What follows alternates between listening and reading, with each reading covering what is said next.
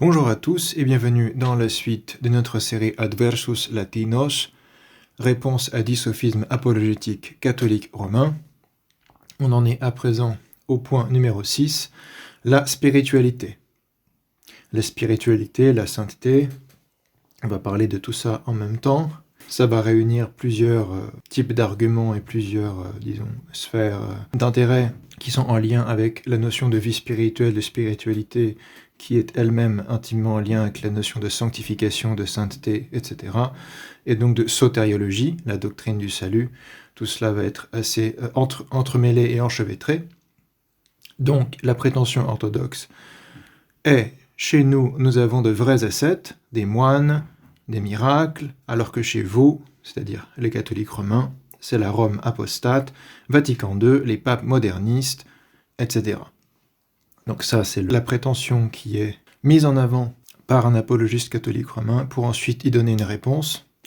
La réponse étant « Dieu permet des grâces hors de l'Église », sous-entendu l'Église catholique romaine ici, mais cela ne veut pas dire que ces gens sont dans la vérité. Beaucoup de protestants ou de musulmans peuvent paraître fervents aussi. Ce ne sont ni la ferveur apparente, ni les miracles qui prouvent la vérité d'une religion, voir Deutéronome 13, 1 à 4.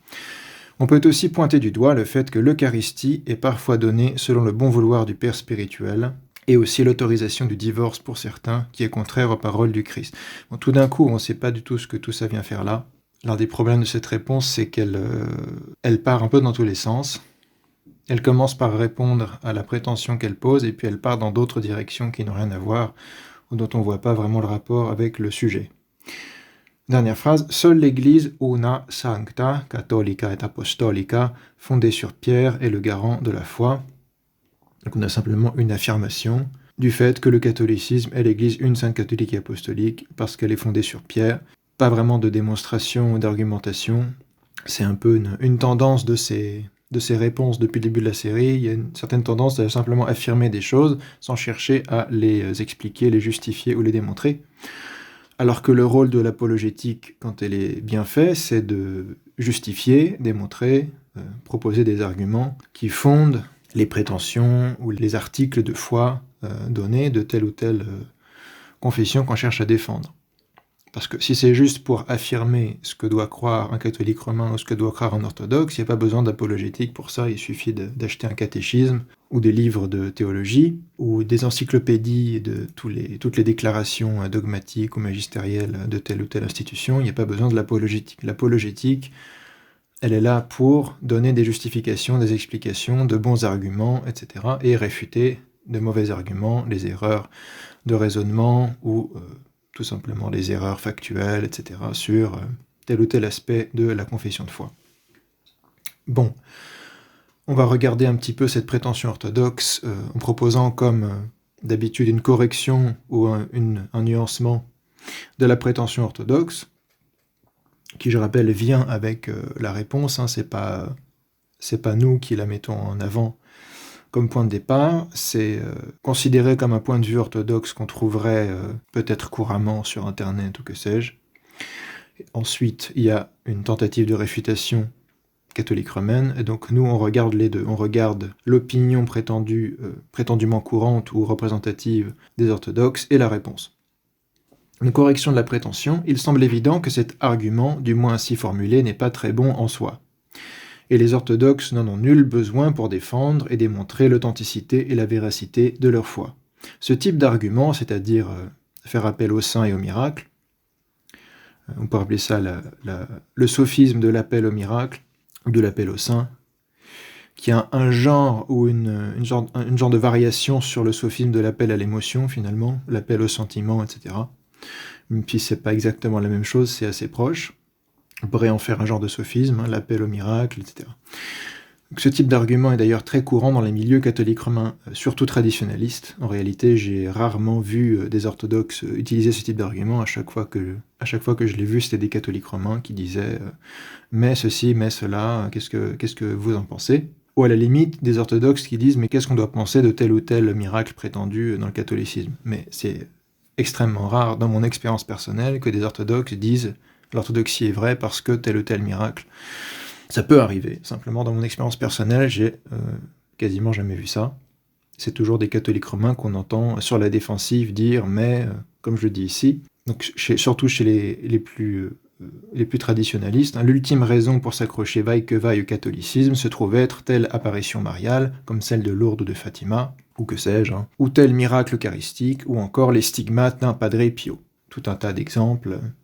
Et assez vite, on entend parler du Sacré-Cœur, de l'Immaculée Conception. Ces espèces de dévotions modernes que les traditionalistes adorent, mais qui n'ont rien à voir avec la tradition pour beaucoup. Enfin, pour l'essentiel de ces choses-là, ça n'a rien à voir avec la tradition chrétienne ancienne. Et pour certaines, ça a à voir avec la tradition latine médiévale, mais pas pour toutes. Le Sacré-Cœur, ça n'existe pas véritablement dans la piété médiévale catholique romaine, pas plus que l'Immaculée Conception, sauf chez les franciscains. Enfin, c'est des choses très particulières et très marginalisées, qui deviennent ensuite des cultes à fort succès et à la mode au fil des siècles, et qui sont validés par le Vatican seulement au XIXe siècle. Mais ça paraît traditionnaliste aujourd'hui, alors que ça ne l'est pas du tout. Si on entend par tradition quelque chose de transmis de génération en génération depuis au moins l'ère patristique, là non. Les stigmates, ça commence à faire partie des signes de sainteté dans le catholicisme à partir de François d'Assise, donc XIIIe siècle. Bon, ça remonte au moins au XIIIe siècle, mais il n'y en a pas avant. On va peut-être revenir sur ces choses-là plus tard. Il est beaucoup plus rare de tomber sur des orthodoxes qui attachent une importance fondamentale aux miracles en termes d'apologétique ou de justification de leur position théologique et ecclésiologique. Et pourtant, ces miracles ne manquent pas, à commencer par le plus significatif, la descente du feu sacré, feu qui ne brûle pas et ne consume pas, au Saint-Sépulcre de Jérusalem lors de la Pâque orthodoxe. Chaque Pâque orthodoxe, et comme vous le savez, les orthodoxes ne calculent pas la date de Pâques comme les catholiques romains et les protestants, donc ce sont la plupart du temps des dates séparées. Or, ce feu sacré, miraculeux, n'apparaît que lors de la Pâque orthodoxe, au Saint-Sépulcre de Jérusalem, qui, bien sûr, est géré, ou disons, est à la disposition essentiellement du patriarcat orthodoxe de Jérusalem. Donc voilà, c'est un exemple, mais bon, les miracles, il y en a de nombreux. Certains sont tellement connus historiquement qu'ils sont rentrés dans les offices liturgiques, on les commémore à telle ou telle date de l'année liturgique, etc. Des miracles de protection de telle ou telle ville, Constantinople ou autre, et j'en passe. Donc on fait mémoire de tous ces miracles, mais c'est rare qu'on en fasse un argument déterminant pour démontrer l'orthodoxie. C'est plutôt des choses qu'on attend de la foi chrétienne, de la vraie foi chrétienne, de la vraie vie chrétienne, mais c'est pas parce qu'on s'attend à ce que ça arrive que c'est considéré comme suffisant ou déterminant, en l'occurrence. Donc voilà ce qu'on pourrait dire sur cette prétention orthodoxe. Je trouve qu'elle n'est pas vraiment représentative de l'apologétique orthodoxe en général. On peut continuer à en parler, il y a néanmoins quelque chose de vrai et de solide derrière les idées ici mises confusément en avant. La spiritualité orthodoxe a ses particularités, ses caractéristiques propres, aussi bien ascétiques que dogmatiques, et une comparaison attentive entre cette spiritualité, largement unifiée et cohérente au sein de l'Église catholique orthodoxe, et le statu quo au sein du catholicisme, en termes d'ascèse et de courant spirituel, permet de révéler des éléments fondamentaux qui ont une véritable valeur apologétique. Donc il faudrait déplacer un petit peu la perspective. Quand on dit on a de vrais ascètes, de vrais moines, etc., bon, ça peut sembler un bon argument si on observe simplement la période actuelle, où le monachisme s'est largement écroulé dans le catholicisme, et la vie ascétique en général, hein, ça existe encore, mais ça s'est largement écroulé. C'est pas comparable avec ce que ça a été au siècle précédent. Donc oui, à l'ère du néo-catholicisme post-Vatican II, ça peut sembler être un bon argument, mais bon, si on prend en compte le fait que la séparation a eu lieu à l'époque médiévale, entre le XIe et le XIIIe siècle, en gros, c'est pas vraiment un argument déterminant, puisque on sait très bien comment a fleuri le monachisme en Occident durant toute l'époque médiévale et par la suite. Donc c'est pas parce que ça a dépéri à partir du XXe siècle et surtout de Vatican II et par la suite, qu'il y a une espèce d'effet anti-ascétique et largement sécularisant, que c'est un bon argument tout court. En revanche, si on déplace l'argumentation, en disant, en fait, il y a quand même certains types de spiritualité très spécifiques qui se sont développés après le schisme en Occident, qui deviennent des caractéristiques vraiment du catholicisme, et qui n'existent pas au premier millénaire, et il y a des caractéristiques de la spiritualité orthodoxe, qui du coup sont distinctives, et qui, elles, remontent au premier millénaire. Là, on rentre dans un type d'argument en quelque sorte à la fois historique et théologique, qui est pertinent. Parce que les grandes caractéristiques qui vont différencier la spiritualité, entre guillemets, catholique, romaine et orthodoxe, vont commencer à se révéler très tôt après le schisme, 12e, 13e siècle et ensuite.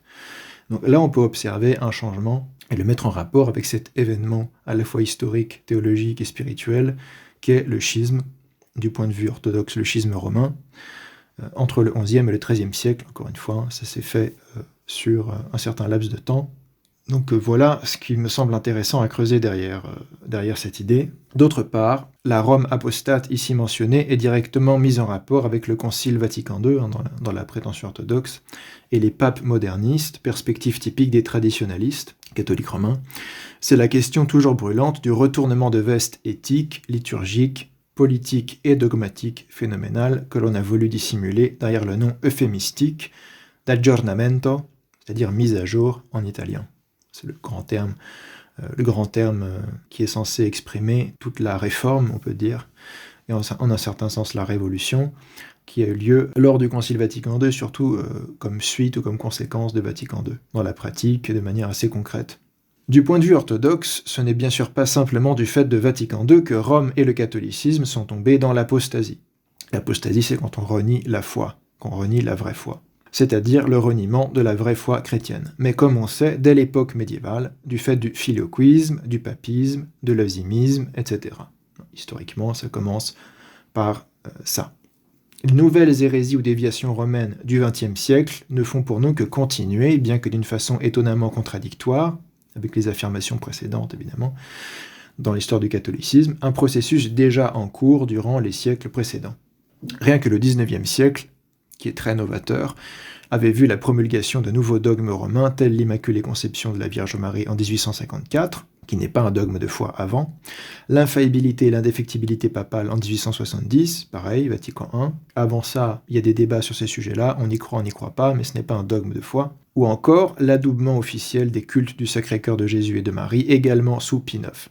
Tout ça a eu lieu sous Pie IX, par exemple, qui est un pontificat particulièrement innovateur, on peut dire, ou qui prend des positions tranchées et définitives sur des sujets qui, durant des siècles, avaient été jugés, finalement, laissés à la libre opinion, on va dire, des théologiens et des fidèles.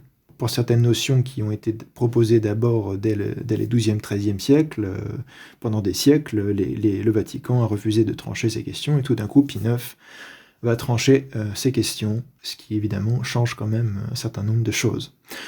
Le Concile Vatican I avait déjà causé bien du remue-ménage au sein du catholicisme, au point d'être à l'origine du schisme des vieux catholiques qui existent encore de nos jours. Ils se sont un peu éparpillés, je pense, mais ils existent encore. Le Concile Vatican II, quant à lui, n'a fait que causer des fractures encore plus profondes et spectaculaires que les précédentes. Donc cette espèce de focalisation sur Vatican II, c'est plutôt une perspective de traditionnaliste catholique romain qu'une perspective orthodoxe.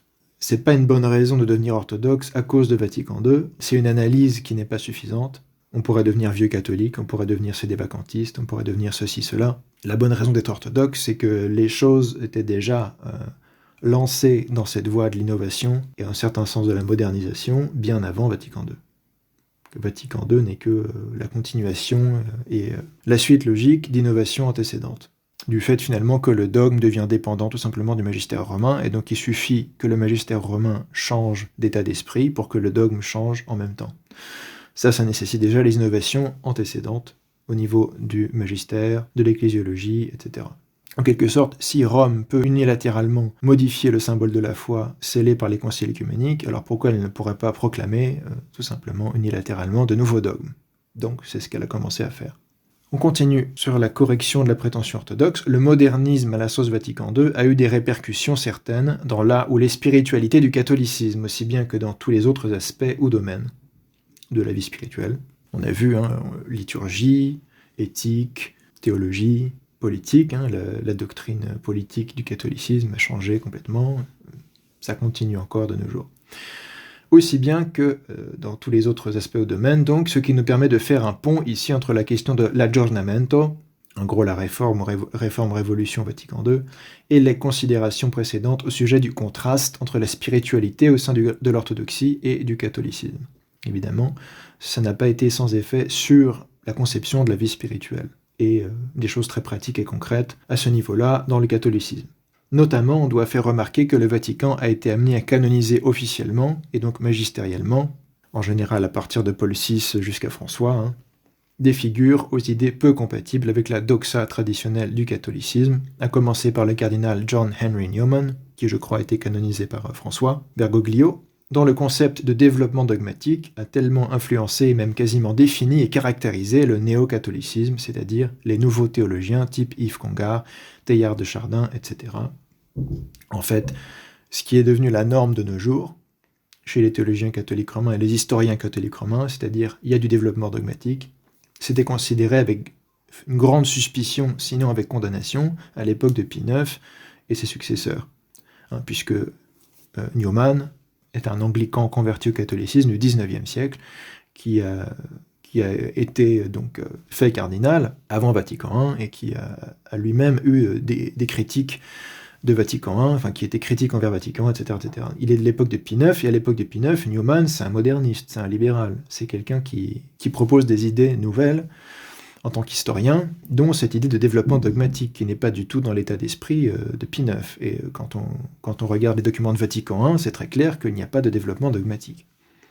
Ce qu'affirme Vatican I sur le magistère pétrinien de l'évêque de Rome, par exemple, c'est affirmé comme étant simplement ce que le Christ a légué à Saint Pierre et que Saint Pierre a toujours eu depuis le début. Il n'y a pas de développement dogmatique ici. C'est Newman qui met ça en avant, sans doute de manière plus subtile que la plupart des gens de nos jours. Il faudrait se pencher de plus près sur les exemples qu'il donnait et comment il définissait la chose, mais aujourd'hui, tous les modernistes... Enfin, ça a permis le modernisme, finalement, parce que c'était déjà un modernisme, d'affirmer qu'il y a eu un développement dogmatique, et c'est devenu aujourd'hui la norme des historiens, des théologiens catholiques romains, et à toutes les sauces, il y a un développement de ceci, le développement de cela, et on trouve très facilement des gens qui affirment que, vous voyez, ici il y a un développement de la doctrine trinitaire, ici il y a un développement de la doctrine christologique, et c'est ce qu'on trouve partout, comme si c'était normal et évident. Or non, c'est pas évident, c'est un modernisme dans l'histoire du catholicisme, et du point de vue orthodoxe aussi, surtout quand on est ambigu et pas clair sur ce qu'on entend par cette idée de développement. On aura peut-être l'occasion d'y revenir, mais c'est un exemple. Et ce Newman, qui ne pouvait être vu qu'avec suspicion par Pie IX et consorts, a été canonisé par François. Donc vous avez un saint moderniste qui s'appelle le cardinal Henry Newman. Alors peut-être que les traditionalistes ne le trouvent pas moderniste, mais si on se remet en contexte, il était libéral et moderniste vis-à-vis du magistère romain de son époque. Et il a été la fondation de tous ceux qui ont suivi et qui ont fait la nouvelle théologie. Donc ceux qui étaient eux-mêmes regardés avec suspicion par le Vatican de leur époque, les gens comme Teilhard de Chardin évidemment, puisqu'il est complètement délirant. Lui, il a même été condamné par le Vatican, il me semble. Yves Congar ou d'autres qui étaient dans la lignée newmanienne et qui, étaient un petit peu regardés avec suspicion dans les années 40, 50, etc. Et c'est que avec Vatican II que c'est cette nouvelle théologie qui va devenir dominante et l'emporter. Et qui devient aujourd'hui le statu quo, finalement. La majorité, c'est ce qu'on va apprendre dans les écoles, dans les instituts théologiques catholiques romains, c'est ces courants-là qui l'ont emporté avec Vatican II, mais qui étaient regardés avec suspicion avant. Ce qu'on peut appeler le néo-catholicisme, pour faire ça de manière générale. Donc on peut aussi parler de Mère Teresa, de Paul VI. Je rappelle que Paul VI aussi a été canonisé, il me semble, aussi par François, à vérifier, ou encore Jean-Paul II. Pareil, Jean-Paul II. On ne peut pas faire plus moderniste, écuméniste, néo-catholique que Jean-Paul II. Aujourd'hui, il a été canonisé, il me semble aussi par François. François a fait beaucoup de canonisations, donc ce sera intéressant de regarder ça de plus près. Toutes les canonisations qu'il a faites durant son pontificat, et qu'est-ce que ça veut dire finalement pour le catholique romain? Ça veut dire que toutes ces personnes-là, on pourrait mettre Mère Teresa un peu à part, mais à vérifier quand même. Sur beaucoup de sujets, Mère Teresa semble avoir été assez traditionnelle, mais on trouve parfois des citations que je n'ai pas vérifiées, donc à vérifier. On trouve parfois des citations d'elle qui sont clairement relativistes, écuménistes, et très Vatican II également, mais encore une fois, je n'ai pas vérifié les sources. Donc même chez des figures qui peuvent sembler par certains côtés traditionnels et qui ont été très critiquées par les modernistes, comme Mère Teresa, parce qu'elle défendait l'interdiction de l'avortement, de la contraception, enfin des choses de base dans le catholicisme. Mais ça montre déjà quelque chose, qu'elle a été critiquée par de nombreux catholiques romains parce qu'elle croyait ce que devait croire un catholique romain. Ça en dit beaucoup sur son époque quand même. Mais même des choses qu'elle aurait dit, les propos qu'on lui prête, sont pas du tout traditionnalistes. Mais, en tout cas, Paul VI et Jean-Paul II, je pense que c'est pas difficile à démontrer qu'ils n'ont pas du tout un état d'esprit catholique traditionnel. Sinon, Vatican II n'aurait pas pu arriver. Et Jean-Paul II, qui a beaucoup contribué à continuer cet état d'esprit, en allant encore plus loin que ses prédécesseurs. Il est très connu.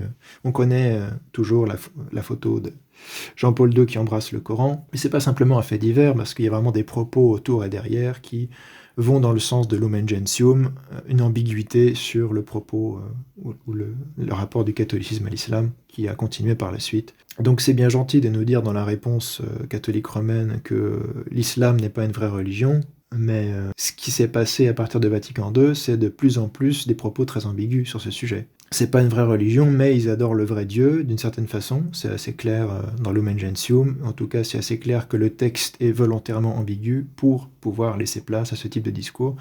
Et ça justifie ensuite les prières communes dans les mosquées, on fait des bisous sur le Coran. Je rappelle que c'était quelque chose que certains saints martyrs orthodoxes ont refusé de faire et ont été exécutés pour ça. Saint Pierre du Péloponnèse, par exemple. Un saint martyr grec qui a été martyrisé parce qu'il a refusé d'embrasser le Coran. Et de nos jours, finalement, le successeur de Pierre peut embrasser le Coran et on dirait que c'est juste un fait divers, c'est juste pour être gentil ou poli, on marche sur la tête. Vous trouvez plein d'exemples. Paul VI qui tout d'un coup, avec Athénagoras, en quelque sorte font croire aux gens que les catholiques et les orthodoxes sont plus ou moins des frères tout d'un coup, ce qui ne fait aucun sens historiquement, et en plus dans les faits, ça n'a rien changé en termes de différences théologiques, c'est simplement de la poudre aux yeux. Donc ce qui s'est passé à Jérusalem entre Paul VI et Athénagoras. Bon, tout ça n'a rien à voir avec ce qu'est historiquement le catholicisme catholique romain, c'est assez clair. Et pourtant, tous ces gens sont béatifiés ou canonisés. Je crois que c'est Jean XXIII qui est béatifié au moins, qui est donc celui qui a lancé le Concile Vatican II. Paul VI, il est canonisé, me semble-t-il. Jean-Paul II, il est canonisé. Alors que ces gens... donc certains propos, actes ou parfois l'idéologie globale entrent en contradiction frontale avec le b.a.-ba de la tradition catholique romaine pré-Vatican II. Donc là, on touche à quelque chose qui va affecter la notion de sainteté. Si on commence à canoniser des gens qui, de fait, s'asseyaient sur un certain nombre de principes du catholicisme traditionnel, on adoube un nouveau type de sainteté aussi, d'une certaine façon. Sauf si on rentre dans une espèce de conception complètement bizarre, et pas du tout traditionnel, du saint qui est saint tout en faisant n'importe quoi, mais c'est pas grave, parce qu'il est saint quand même. Enfin, c'est pas la notion traditionnelle du saint. Le saint, il est exemplaire par ses propos, par ses actes, par sa vie en général, et il n'enseigne pas, idéalement, d'hérésie. Ou alors, il l'enseigne comme une opinion, involontairement, et sans connaître le point de vue de l'Église encore sur le sujet, ça peut arriver. Mais il n'enseigne pas des choses qui sont évidemment contraires au dogme catholique romain, comme l'ont fait Paul VI, Jean-Paul II et compagnie. Et Mère Teresa, si les propos qu'on rapporte sont véridiques, quand elle dit qu'elle veut faire que les hindous soient des meilleurs hindous, les musulmans des meilleurs musulmans, et pas du tout, et les chrétiens des meilleurs chrétiens, et pas du tout convertir toute la terre au christianisme. Je ne sais pas si elle a vraiment dit ça, à vérifier. Mais c'est malgré tout représentatif d'un certain état d'esprit qui est devenu quasiment réglementaire dans le catholicisme. C'est l'esprit néo-catholique Vatican II. Et ce ne serait pas étonnant que certaines des personnes canonisées par les papes eux-mêmes modernistes aient tenu ce genre de propos, aient eu cet état d'esprit, ce qui fait que vous devez vénérer, pour ceux qui ne sont pas sédévacantistes ou dans des sphères particulièrement traditionnalistes, qui refuseraient un certain aspect du magistère du Vatican, vous devez vénérer et considérer comme saints ces personnes-là, qui tout simplement participent à la destruction du catholicisme de l'intérieur. Ça, c'est un point qui me semble intéressant à souligner, parce que ça relève aussi d'une question de magistériel, puisque la canonisation, historiquement, ça a aussi été à l'origine de la notion d'infaillibilité, d'indéfectibilité papale. L'idée que quand l'évêque de Rome décide de canoniser quelqu'un, il faut y croire. C'est vraiment que la personne est sainte. On ne peut pas remettre en cause ces canonisations sans remettre en cause l'indéfectibilité du magistère lui-même, etc. Et ces problématiques-là, à partir des XIIe, XIIIe siècles, ont joué sur les discussions sur la notion de cette idée d'infaillibilité papale. Ce qui peut être encore plus spectaculaire et significatif, c'est le changement frontal de la conception du Vatican en ce qui regarde la sanctification hors des frontières canoniques du catholicisme. Là, on rentre encore dans autre chose qui est encore plus impressionnant. On est passé de l'exclusivisme traditionnel, historique et en un sens patristique en ses racines fondamentales, si on en retire les présupposés papistes, de Latran IV, Innocent III en 1215, concile œcuménique dans le catholicisme, Unam Sanctam, Boniface VIII 1302, une bulle papale de Boniface VIII, qui a causé beaucoup de remue-ménage, on va en reparler. Cantate Domino, Eugène IV, Concile de Florence, 1441-1442, ça c'est la bulle d'union avec les Coptes et les Jacobites syriaques, avec des monophysites. Au Concile de Florence, il n'y a pas que la définition d'union avec les Grecs, entre guillemets, c'est-à-dire les orthodoxes, mais aussi avec les Arméniens, avec les Coptes et les Syriaques jacobites, avec les Maronites, tout un tas de tentatives de bulles d'union qui sont faites lors du Concile de Florence. Dans Cantate Domino, c'est très clair que ça demande aux Coptes et aux Syriaques jacobites qui acceptent de se réunir à Rome de dire que, en gros, tous ceux qu'ils considèrent comme des saints ayant été en schisme avec Rome, non, c'est pas des saints. Il n'y a pas de martyrs, il n'y a pas de saints en dehors de l'Église catholique romaine. Enfin, le texte est très clair, vous pouvez le trouver en français sur La Porte Latine, le site, qui est un site traditionnaliste. Vous pouvez le trouver sur le site officiel du Vatican, mais je suis pas sûr qu'il soit traduit. Vous pouvez le trouver en latin. Je sais pas s'il est traduit en italien et en français ou en anglais. Ça dépend des documents. Sur le site officiel du Vatican, c'est assez arbitraire. Il y a certains documents qui sont traduits en une ou plusieurs langues et d'autres qui sont que en latin, peut-être parce que le magistère veut pas tellement que les gens les lisent et les comprennent. Ça peut être compréhensible. Mais on en trouve une traduction sur La Porte Latine. Le problème, c'est que La Porte Latine, c'est pas vraiment une source fiable. On va en reparler plus tard. Des traditionalistes qui proposent tout un tas de documents du magistère, mais parfois ça traficote un peu. Donc idéalement, il faudrait une bonne traduction du texte latin qu'on trouve sur le site officiel du Vatican ou dans d'autres ouvrages un peu savants et académiques. Donc la bulle d'union avec les Coptes et les Syriaques jacobites, Pastor Aeternus, Pie IX, Concile Vatican I 1870, assez facile à trouver. Pareil sur les sites officiels du Vatican, Mortalium Animos de Pie XI en 1928, ou encore Mystici Corporis Christi de Pie XII en 1943.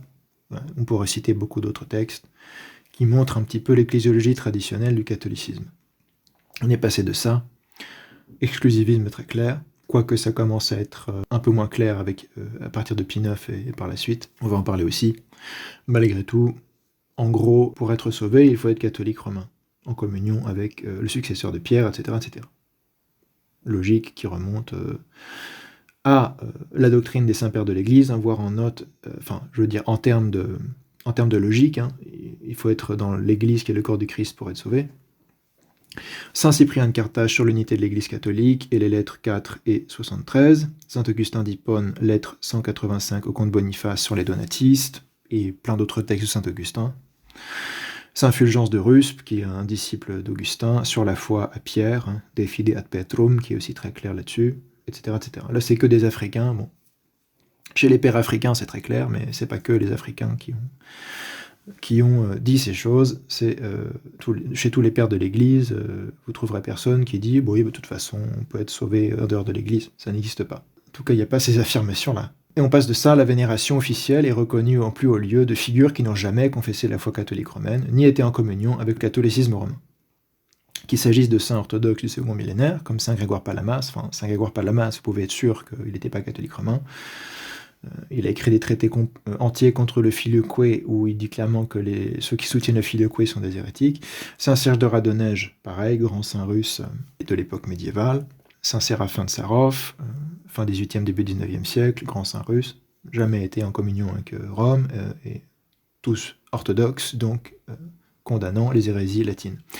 Et parfois Saint Silouane l'Atonite, parce qu'on insiste sur certains aspects de Saint Silouane en les détournant un peu au profit de l'écuménisme, alors que c'est pas ce que ça veut dire. Quand j'ai été au Mont Athos, personnellement, j'ai vu parfois des catholiques romains qui venaient pour vénérer le crâne de Saint Silouane, comme s'il y avait quelque chose dans cette attitude de cohérent avec leur foi. Donc c'est ça le néo-catholicisme aussi. C'est des gens qui ont été éduqués dans cette idée qu'un moine russe au Mont Athos, qui lui-même a vécu fin 19e, début 20e siècle, surtout début 20e siècle, qui n'a jamais confessé la foi catholique romaine, qui n'a jamais été en communion avec Rome, peut être un grand saint dont on va vénérer les reliques. Ça, c'est un vrai retournement. Pas simplement dans la pratique, ou dans l'état d'esprit, mais dans le dogme du salut lui-même, dans la sotériologie et l'ecclésiologie, qui font partie de la théologie, donc de la confession de foi. Et même des hétérodoxes miaphysites comme Grégoire de Narek, qui est un Arménien du XIIIe siècle. Les Arméniens au XIIIe siècle ne sont pas en communion avec Rome. Enfin, en tout cas ceux-là. Grégoire de Narek ne l'était pas. Je crois qu'il était déclaré docteur de l'Église par le magistère romain, à vérifier. En tout cas, il a été reconnu comme vénérable, on peut le vénérer comme un saint, alors qu'il était dans l'Église arménienne monophysite.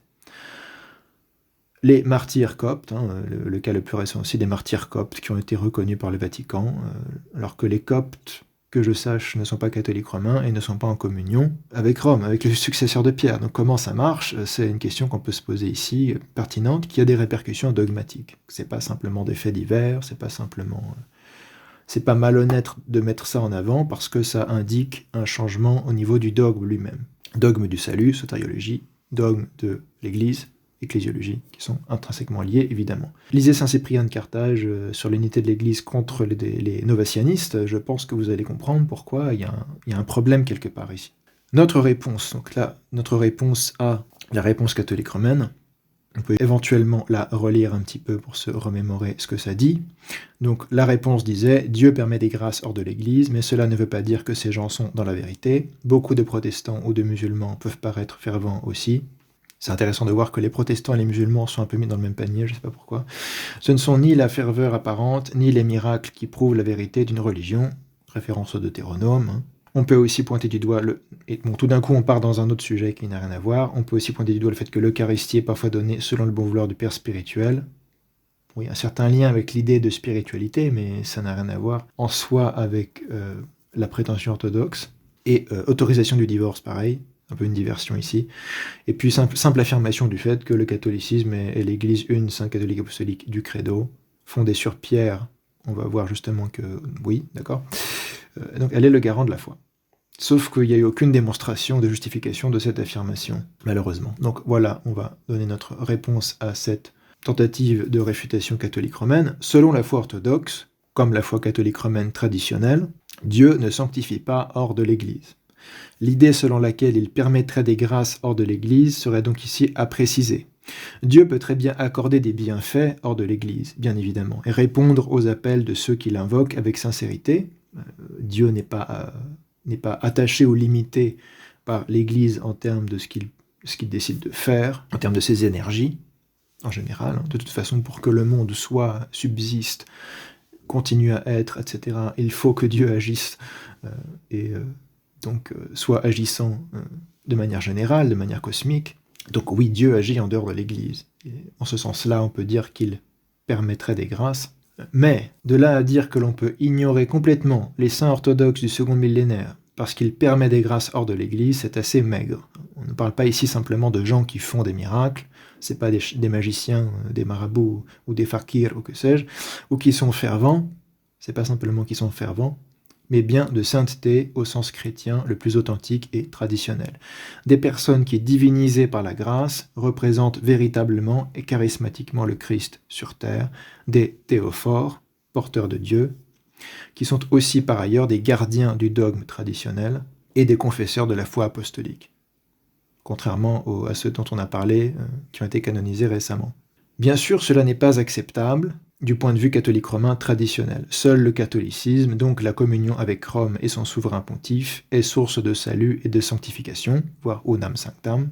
Et ce que dit unam sanctam n'est pas n'est pas un scoop, c'est ce que croyaient tous les latins, tous les catholiques romains médiévaux, et par la suite, jusqu'à Pie IX, qui manifestement, je ne sais pas si c'est le premier, mais va mettre une espèce de clause exceptionnelle à cette idée-là.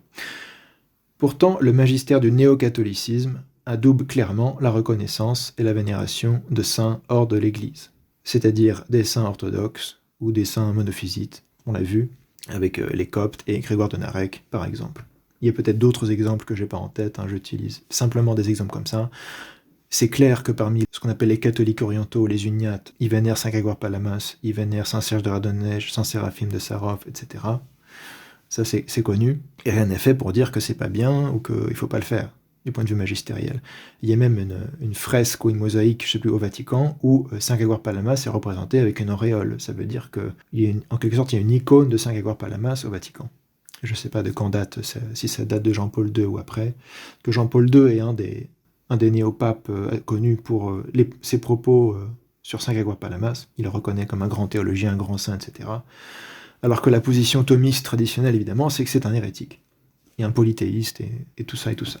Donc, voilà quelques exemples là-dessus. Là, il y a une reconnaissance qui suppose un dogme différent sur la sotériologie et l'ecclésiologie.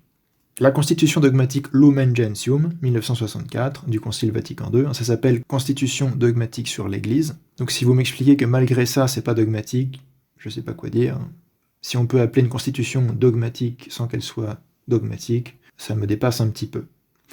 Constitution dogmatique sur l'Église, Lumen Gentium, dit, tout en cherchant à paraître en continuité avec la tradition catholique romaine par un double langage ambigu typique de la rédaction des documents de ce concile, c'est des documents qui ont été étudiés spécifiquement pour être ambigus, pour être interprétés de différentes manières, selon les besoins, selon les envies, alors que traditionnellement, les conciles sont là pour clarifier, Vatican II était là pour mettre de la confusion, de l'ambiguïté un peu partout, ça semble clair.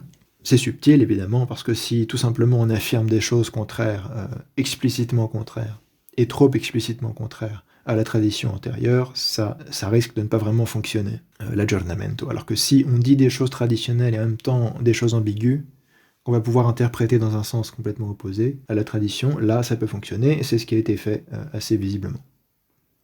On l'a déjà vu avec Unitatis Redintegratio, le document sur l'écuménisme, du même concile. C'est pareil avec Lumen Gentium. C'est rédigé d'une manière très très particulière. On sait pas comment interpréter la phrase, enfin c'est fait exprès. Mais Lumen Gentium affirme des choses assez inouïes dans l'histoire du catholicisme, si on cherche à les comprendre assez simplement, sans rentrer dans des subtilités linguistiques incroyables. Je cite, Lumen Gentium, c'est le paragraphe 15, dans le paragraphe 15, avec ceux qui, étant baptisés, portent le beau nom de chrétiens. Bon, ici, ça parle des non-catholiques. C'est un paragraphe sur ceux qui sont reconnus comme chrétiens, mais qui ne sont pas catholiques romains. Donc, avec ceux qui, étant baptisés, portent le beau nom de chrétiens, sans professer pourtant intégralement la foi, ou sans garder l'unité de la communion sous le successeur de Pierre, Saint Cyprien se retourne dans sa tombe déjà, l'Église se sait unie pour de multiples raisons. Donc l'Église est unie avec les hérétiques et les schismatiques, pour de multiples raisons. Il en est beaucoup, en effet, qui tiennent la Sainte Écriture pour leurs règles de foi et de vie. En effet, je pense même que la plupart, manifestent un zèle religieux sincère, probablement, croient de tout leur cœur au Dieu Père Tout-Puissant et au Christ, Fils de Dieu et Sauveur, pour la plupart, encore une fois, on imagine, sont marqués par le baptême qui les unit au Christ. Là, on rentre un peu dans la théologie sacramentelle catholique romaine, mais ça affirme autre chose. C'est pas simplement que le baptême est valide, s'il est fait selon les conditions exigées du Vatican, mais c'est qu'il les unit au Christ aussi. D'une certaine façon, le baptême est efficace, il n'est pas simplement valide. Et je pense que c'est ce qui est clairement affirmé dans l'autre document, Unitatis Redintegratio. On n'affirme plus que le baptême est valide, mais qu'il n'est pas efficace hors de l'Église, position augustinienne classique. Position patristique latine classique, on affirme qu'il est valide et donc efficace. Parce que sinon, comment est-ce qu'il pourrait unir au Christ s'il n'est pas efficace pour le salut? Est-ce qu'on peut être uni au Christ mais ne pas obtenir de là la grâce qui sauve? La grâce du baptême, la vraie grâce du baptême. Or, la position catholique romaine traditionnelle, c'est que le sacrement qui est valide n'est pas pour autant efficace. Ça remonte au concile carthaginois du début du 5e siècle, qui suivent ce que saint Augustin a affirmé face aux donatistes, sur le baptême des donatistes qui étaient des schismatiques simplement. Donc, premier point un peu bizarre. Et même reconnaissent et reçoivent d'autres sacrements dans leurs propres églises ou dans leur communauté ecclésiale. Alors je ne sais pas si c'était pratiqué déjà avant Vatican II, mais là on affirme que, en dehors de l'église catholique romaine, il y a des églises ou des communautés ecclésiales. On voit comment ça peut pencher vers le calvinisme assez facilement, si on accorde à ces mots leur sens théologique et traditionnel. S'il y a des églises, des communautés ecclésiales, des sortes d'éléments ecclésiaux, la théorie calviniste, et des éléments ecclésiaux, et donc en quelque sorte, on va en déduire qu'en quelque sorte aussi dans le corps du Christ, même si c'est pas en communion avec le successeur de Pierre. Ça c'est toute une théorie de Vatican II d'ailleurs, qui est développée en particulier dans Unitatis Redintegratio. Plusieurs d'entre eux jouissent même de l'épiscopat. Alors, est-ce qu'il faut l'entendre comme une reconnaissance de leur épiscopat ou non? Encore une fois, c'est ambigu. Est-ce qu'en disant ils jouissent même de l'épiscopat, le texte dit que le catholicisme reconnaît leurs ordinations, ou est-ce que simplement ils essaient de décrire de manière phénoménologique, ou que sais-je, la confession de foi de tous ces gens? Anglicans, luthériens, orthodoxes, monophysites, nestoriens, que sais-je, tous ceux qui en quelque sorte disent que oui, on a des évêques. Parce que traditionnellement, évidemment, on sait très bien que le catholicisme ne reconnaît pas du tout les ordinations anglicanes, par exemple. Il me semble que c'est Léon XIII qui était très clair là-dessus. Le rite n'est pas valide, et donc les anglicans n'ont pas d'évêque, du point de vue catholique romain, en tout cas traditionnel. Là, dans ce document, on ne sait pas trop. Ils jouissent de l'épiscopat. Est-ce que c'est simplement une affirmation de ce que eux croient, ou est-ce que c'est une affirmation magistérielle des évêques du Concile de Vatican II? Vous voyez, ça, c'est un jeu permanent dans ces documents-là. C'est un jeu de pistes sur qui parle, qu'est-ce que ça veut dire. Ils célèbrent la Sainte Eucharistie. Bon, on pourrait invoquer la théorie catholique romaine, voilà, de la validité sans efficacité. Ok, ils célèbrent l'Eucharistie, mais ce ne serait pas efficace pour eux. Et entourent de leur piété la Vierge Mère de Dieu, pour certains, en effet. Pas tellement la plupart des protestants, ceci dit, mais il y a des gens en dehors du catholicisme qui entourent de leur piété la Vierge Mère de Dieu, c'est vrai.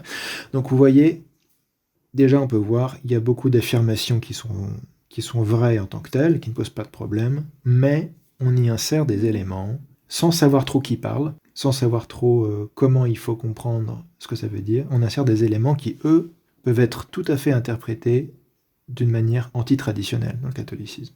On continue le même texte, la dernière phrase. À cela s'ajoute la communion dans la prière et dans les autres bienfaits spirituels. Encore une fois, qu'est-ce que ça veut dire? Bien mieux, une véritable union dans l'Esprit Saint, qui par ses dons et ses grâces, opère en eux aussi son action sanctifiante et dont la force a permis à certains d'entre eux d'aller jusqu'à verser leur sang. Et là, je pense que c'est beaucoup moins ambigu, clairement. Le magistère catholique romain en concile œcuménique affirme la sanctification hors de l'Église. Donc, il y a certaines phrases qui sont ambiguës. On peut imaginer comment certains peuvent essayer de les expliquer en disant que non, soyons charitables. La phrase ne dit pas que les anglicans ont des évêques réellement, mais simplement ils reconnaissent qu'ils ont l'idée, la notion d'épiscopat, mais le magistère ne reconnaît pas leurs ordinations. Ok, mais ça aurait pu être dit de manière un peu plus claire. Parce que jouir de l'épiscopat, le sens le plus clair, c'est que ils ont des évêques, des vrais évêques. Or, on sait que ce n'est pas la position traditionnelle du catholicisme, qui ne reconnaît pas les ordinations anglicanes. Je donne un exemple parmi d'autres. Tout simplement parce qu'ils ne reconnaissent pas que le rite d'ordination est correct. Donc s'il n'est pas correct, il n'est même pas valide du point de vue, il me semble, de Léon XIII. Le plus choquant, si vous voulez, pour un lecteur catholique romain, je me mets à leur place, j'ai jamais été catholique romain, mais si je me mets à leur place, je connais tous ces documents dans l'histoire du catholicisme qui sont magistériels, depuis l'époque médiévale, et là on m'explique qu'il y a une véritable union dans l'Esprit Saint, qui par ses dons et ses grâces, opère en eux aussi son action sanctifiante. Pas n'importe quel type d'énergie, l'énergie sanctifiante. C'est celle qui fait des saints, des vrais saints, et dont la force a permis à certains d'entre eux d'aller jusqu'à verser leur sang, donc ça veut dire qu'il y a aussi des vrais martyrs, nécessairement. Si c'est l'Esprit Saint lui-même qui par sa grâce donne la force à certains d'aller jusqu'à verser leur sang, c'est qu'ils sont vraiment des martyrs. Et là, pour moi, c'est clairement en contradiction avec Cantate Domino, le Concile de Florence, tout simplement le magistère catholique romain antérieur, même si ça pourrait être nuancé à partir de Pie IX, on va y venir.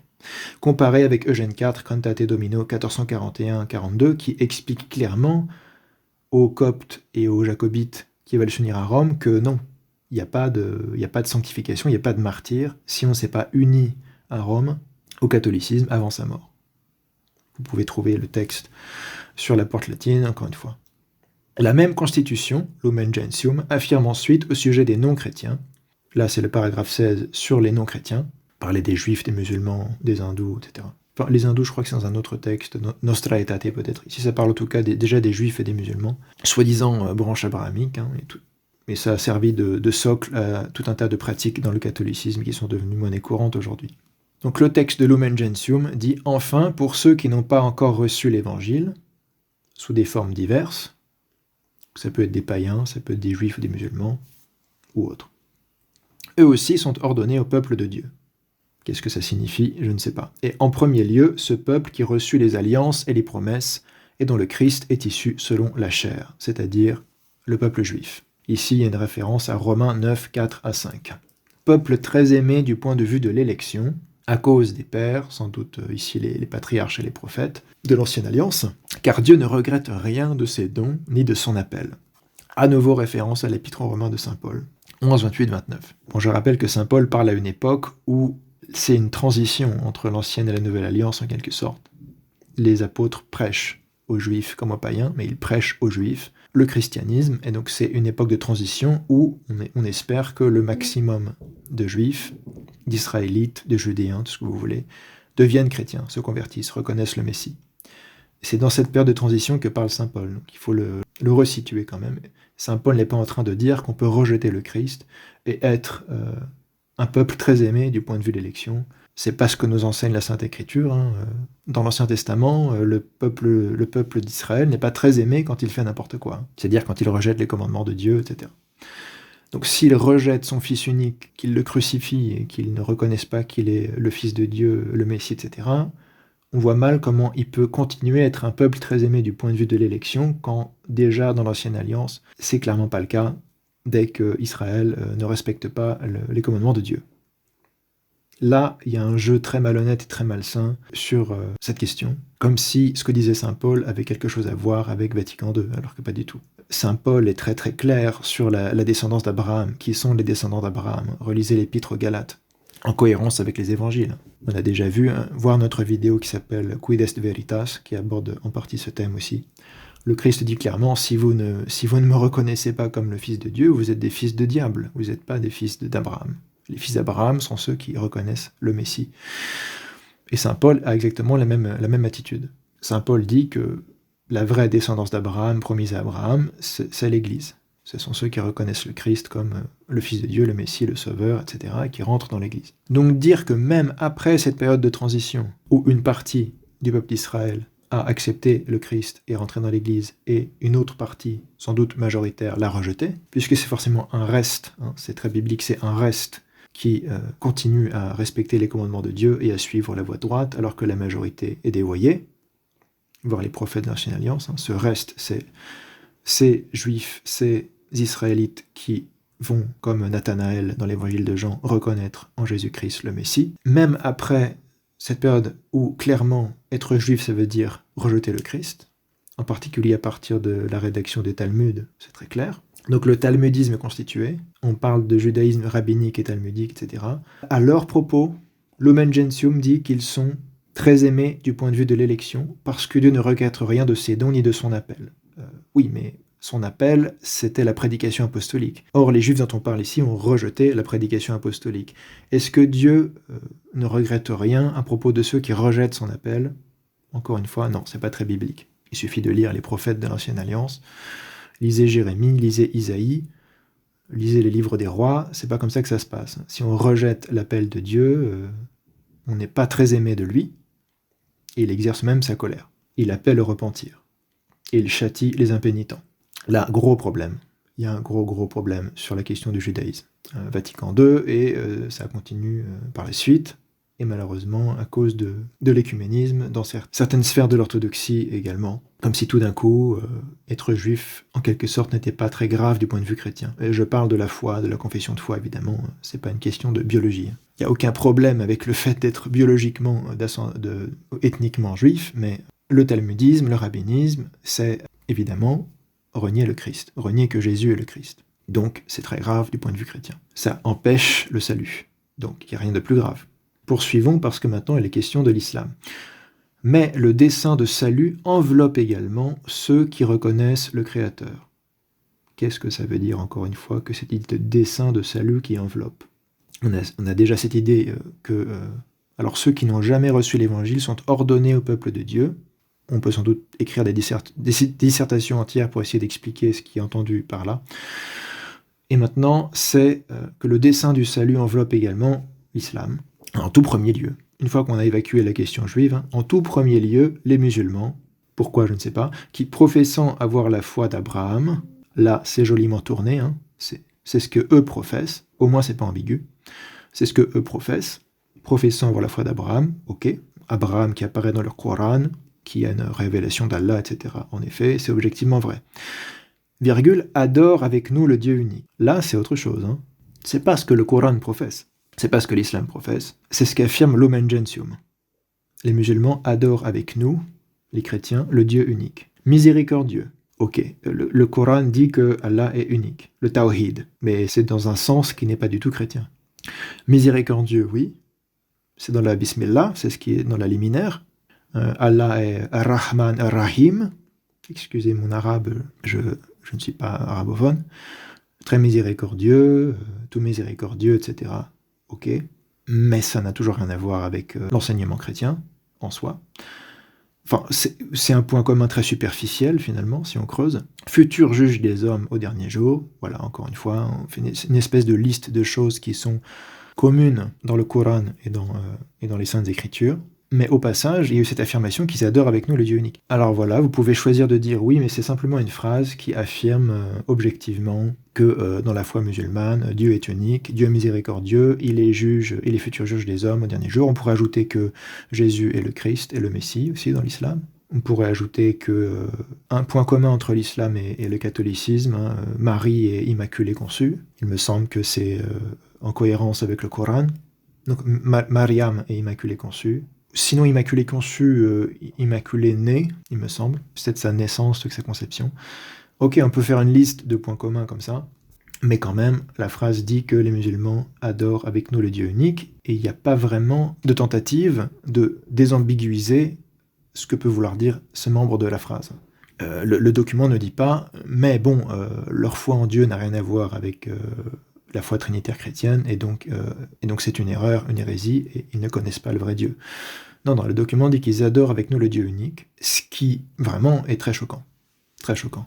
Encore une fois, la seule manière d'essayer d'évacuer ça, c'est de dire que c'est simplement l'idée qu'il y a des points communs dans leur confession de foi et la nôtre. Mais pourquoi chercher à affirmer ça d'une manière aussi ambiguë, en fait? Est-ce qu'il n'y a pas quelque chose d'autre derrière, voilà, qui est issu de l'idée de théologie naturelle? En quelque sorte, on peut confesser par théologie naturelle l'unicité de Dieu, ceci, cela. Mais ce qui serait important à rajouter quand même, c'est que non, ils n'adorent pas le Dieu unique, puisque Allah n'est pas le Dieu unique d'un point de vue chrétien. La révélation coranique n'est pas une vraie révélation divine. Et donc qu'il soit appelé Ar-Rahman Ar-Rahim et qui est le Tawhid ne change pas ce fait fondamental que non, ce n'est pas le Dieu unique. C'est une conception que Dieu est unique, mais ce n'est pas le Dieu unique qui est adoré dans les mosquées. C'est clairement toujours été la position chrétienne. De même que les Ariens, qui avaient une foi beaucoup plus proche de l'orthodoxie, je veux dire vis-à-vis de l'islam, les Ariens sont beaucoup plus proches. Les Ariens ne vénèrent pas le vrai Dieu parce que pour eux, le Christ est une créature. Il n'est pas consubstantiel au Père. Alors comment est-ce qu'on peut dire de l'islam, qui pense que le Christ est un homme, tout simplement? Il est le Messie, mais le Messie n'est qu'un homme. Rien à voir avec Dieu. C'est une créature, dans un sens beaucoup plus réducteur que dans le sens arien, parce que dans l'arianisme, le Verbe de Dieu est créé, mais ce n'est pas qu'un homme. Pas du tout. Simplement, il y a un moment où il est créé par le Père, et ensuite, il crée le monde en même temps, etc. Comment est-ce qu'on peut dire que l'islam adore le Dieu unique, alors qu'on peut très bien lire ce que les pères de l'Église disent sur les Ariens au IVe siècle, et on voit bien que pour eux, les Ariens ne vénèrent pas Dieu. Lisez saint Athanase, lisez saint Basile, lisez saint Grégoire de Nice, contre Nome et compagnie. C'est très clair que traditionnellement, on ne peut pas affirmer que quelqu'un qui a une théologie hérétique sur qui est Dieu, ce qu'est le Christ, etc., adore le vrai Dieu, ou le Dieu unique, ce qui est pareil. Enfin, s'il n'y a qu'un seul Dieu, ça doit être le vrai Dieu. C'est un peu la logique derrière ici. Non, ce n'est pas acceptable. Je pense que toutes les tentatives d'essayer d'expliquer ce qui est entendu par là ne justifient pas cette phrase. Et est-ce que c'est vraiment le rôle d'un concile de faire des phrases aussi ambiguës qu'on doit expliquer par des livres entiers derrière pour les justifier? Non. Le rôle d'un concile, c'est de clarifier, encore une fois, quand il y a une controverse, de clarifier la position de l'Église. Or ici, elle n'est pas claire du tout, ou alors si elle est claire, elle est clairement sacrilège, inacceptable. Un chrétien ne peut pas reconnaître la véracité de ce document. Et même des autres, là on sort de l'islam, même des autres qui cherchent encore dans les ombres et sous des images un Dieu qu'ils ignorent. Il y a presque l'impression qu'ils parlent des Juifs de l'Ancienne Alliance, qui par des images déjà se voyaient annoncer le Messie à la typologie, sauf que non, là il parle des païens, il parle de gens qui peuvent être idolâtres et vénérer de faux dieux. On met les païens au même niveau que Israël, en quelque sorte, on a l'impression, que l'Israël de l'Ancienne Alliance, qui eux avaient des ombres et des images de la vérité révélée lors de l'avènement du Christ. Ça, c'est traditionnel, oui. La Torah, la loi de Moïse, est faite d'ombres et d'images de la réalité spirituelle que vivent les chrétiens. Ça, oui. Mais dire que les païens qui vénèrent des idoles cherchent dans les ombres et les images un Dieu qu'ils ignorent, c'est s'avancer beaucoup. Ou alors ils ignorent pas, simplement ils pensent que Dieu est telle ou telle divinité qu'ils vénèrent de façon idolâtrique. De cela même, Dieu n'est pas loin, nous dit Lumen Gentium, puisque c'est lui qui donne à tous vie, souffle et toutes choses. Ok, mais là on a confondu deux choses différentes encore une fois. On a confondu le fait que Dieu soutient la création par ses énergies, des énergies qui ne sont pas sanctifiantes, déifiantes ou quoi que ce soit, simplement des activités qui font que le monde est soutenu, qu'on a l'être et le souffle, comme dit saint Paul à l'Aréopage, c'est en lui qu'on a l'être, le souffle, etc. Tout l'argumentaire de saint Paul à l'Aréopage, qui est véridique, mais qui est fait pour convertir les Grecs, ça convertit Denis l'Aréopagite. C'est pas fait pour faire l'écuménisme chez saint Paul. Ici, on confond cette idée-là, qui n'est pas problématique, évidemment. Dieu n'est pas loin au sens simplement où il agit dans sa création, ok. Mais Dieu est loin en termes de vie spirituelle de ceux qui sont dans l'idolâtrie. Évidemment, c'est évident. Vous avez lu l'Ancien Testament, le Nouveau Testament, vous savez que l'idolâtrie est un grand crime aux yeux de Dieu. Voilà, vous vous référez à l'Épître aux Romains, lisez ce que dit saint Paul sur l'idolâtrie. Ceux qui ont mis la créature à la place du Créateur. De cela, Dieu est loin, pardonnez-moi. Mais on fait un genre de pirouette. Il n'est pas loin finalement, puisque c'est lui qui donne à tous vie, souffle et toutes choses, avec une référence aux actes des apôtres. Et puisqu'il veut, comme sauveur, amener tous les hommes au salut, 1 Timothée 2,4. Oui, mais saint Paul ne dit pas que, par conséquent, Dieu est proche des païens. C'est pas du tout son discours. Saint Paul ne dit pas « Puisque Dieu, comme sauveur, veut amener tout le monde au salut, alors il est proche des païens, des musulmans et des juifs qui rejettent tous le christianisme. » Non. Saint Paul dit que c'est la volonté de Dieu, c'est ce qu'il souhaite, en tant que créateur, en tant que celui qui a créé l'homme, Adam et Ève, à son image, à ses ressemblances, qui souhaite, c'est que tous parviennent à la connaissance de la vérité, au salut et à la connaissance de la vérité, c'est ce que dit saint Paul. Ça n'indique pas le processus qui doit être effectué pour arriver à la connaissance de la vérité. La connaissance de la vérité, c'est la foi chrétienne, pour saint Paul. C'est très clair. Donc le fait que Dieu veuille que tous parviennent à la foi chrétienne, c'est une chose, c'est ce qu'affirme saint Paul, ils veulent que tous parviennent à la vérité, puisque Dieu est bon. Dieu a créé l'homme et la femme pour être à son image, à sa ressemblance, en communion avec lui, c'est ce qu'il souhaite, qu'il soit déifié. C'est son dessein de salut, c'est l'économie du salut, c'est pour ça qu'il envoie son Fils bien-aimé, etc., comme nous dit saint Jean. Saint Paul ne dit pas que la conclusion, c'est que, tout simplement, tous ceux qui rejettent le Christ sont proches de Dieu finalement. Et que ce soit par ignorance ou pas, ça ne change rien. Si on rejette le Christ par ignorance, on rejette le Christ quand même. Et ce serait bien de revenir sur ces idées-là, dont on va reparler d'ignorance invincible ou que sais-je. En effet, ceux qui, sans qu'il y ait de leur faute, ignorent l'évangile du Christ et son Église, mais cherchent pourtant Dieu d'un cœur sincère, et s'efforcent, sous l'influence de sa grâce, est-il affirmé, d'agir de façon à accomplir sa volonté, même sans le connaître, tel que leur conscience leur révèle et la leur dicte, eux aussi peuvent arriver au salut éternel, est-il affirmé ici. Comparé avec la définition de foi Letentur Celi d'Eugène IV, 1439, du Concile de Florence, qui enseigne clairement que quiconque meurt en état de péché originel, ce qui est de facto le cas de tous les non-baptisés, les juifs ne sont pas baptisés, les musulmans ne sont pas baptisés, les païens ne sont pas baptisés, va nécessairement en enfer. Et pour les tentor celi, aller en enfer, ça veut dire qu'on y reste. C'est pas le purgatoire, justement. L'idée, c'est que les baptisés qui ne sont pas en état de péché mortel vont au purgatoire, tout le reste va en enfer. L'enfer, c'est là où on est damné. Il n'y a pas de grande différence dans le catholicisme entre avant et après le jugement dernier en termes d'enfer, sinon la résurrection des corps, c'est la seule différence. Et c'est en conformité avec la doctrine augustinienne de la massa damnata. Tous ceux qui ne sont pas baptisés, c'est une massa damnata, une masse damnée, ils vont en infernum. Ça, c'est un document d'un concile œcuménique qui est considéré par la plupart des spécialistes comme infaillible. C'est du magistère universel de concile œcuménique, les tentor celi, du point de vue catholique romain. Ça affirme clairement que si on est en état de péché originel, on va en enfer. La Lumen Gentium, mais c'est pas le premier document à faire ça, on va en parler, ça précède Vatican II, mais il dit clairement que si on n'est pas chrétien par ignorance et qu'on fait ce qu'on peut finalement en suivant les inspirations du Saint-Esprit par une sorte de théologie naturelle, de connaissance naturelle, et là ici on va déformer les propos de saint Paul, quand il compare comment les païens peuvent parfois suivre la volonté de Dieu sans la Torah, on va le sortir du contexte et on va dire que finalement on peut arriver au salut éternel sans l'évangile du Christ et sans l'Église. Là encore, c'est écrit noir sur blanc, il n'y a pas 100 000 interprétations de ce que ça veut dire, et c'est absolument contraire au dogme catholique romain traditionnel. À ceux-là même qui, sans faute de leur part, ne sont pas encore parvenus à une connaissance expresse de Dieu, mais travaillent, non sans la grâce divine, est-il encore précisé, à avoir une vie droite, la divine providence ne refuse pas les secours nécessaires à leur salut. Bon, encore une fois, c'est absolument contraire à la doctrine catholique romaine traditionnelle, mais c'était déjà affirmé par Pie IX. Donc on peut pas jeter là-dessus, on peut pas jeter la pierre à Vatican II comme si c'était pas déjà affirmé par les papes avant lui. C'était affirmé par Pie XII, qui se référait déjà à Pie IX. Je ne sais pas si c'était affirmé avant Pie IX, mais en tout cas, on va voir que Pie IX l'a affirmé à plusieurs reprises, qu'on peut être sauvé hors de l'Église si c'est par une ignorance invincible et qu'on a fait de son mieux pour avoir une vie droite, etc., etc. Ce qui est vraiment le salut par les œuvres. Là, ça donne vraiment raison aux protestants. On peut être sauvé par ses œuvres sans la foi.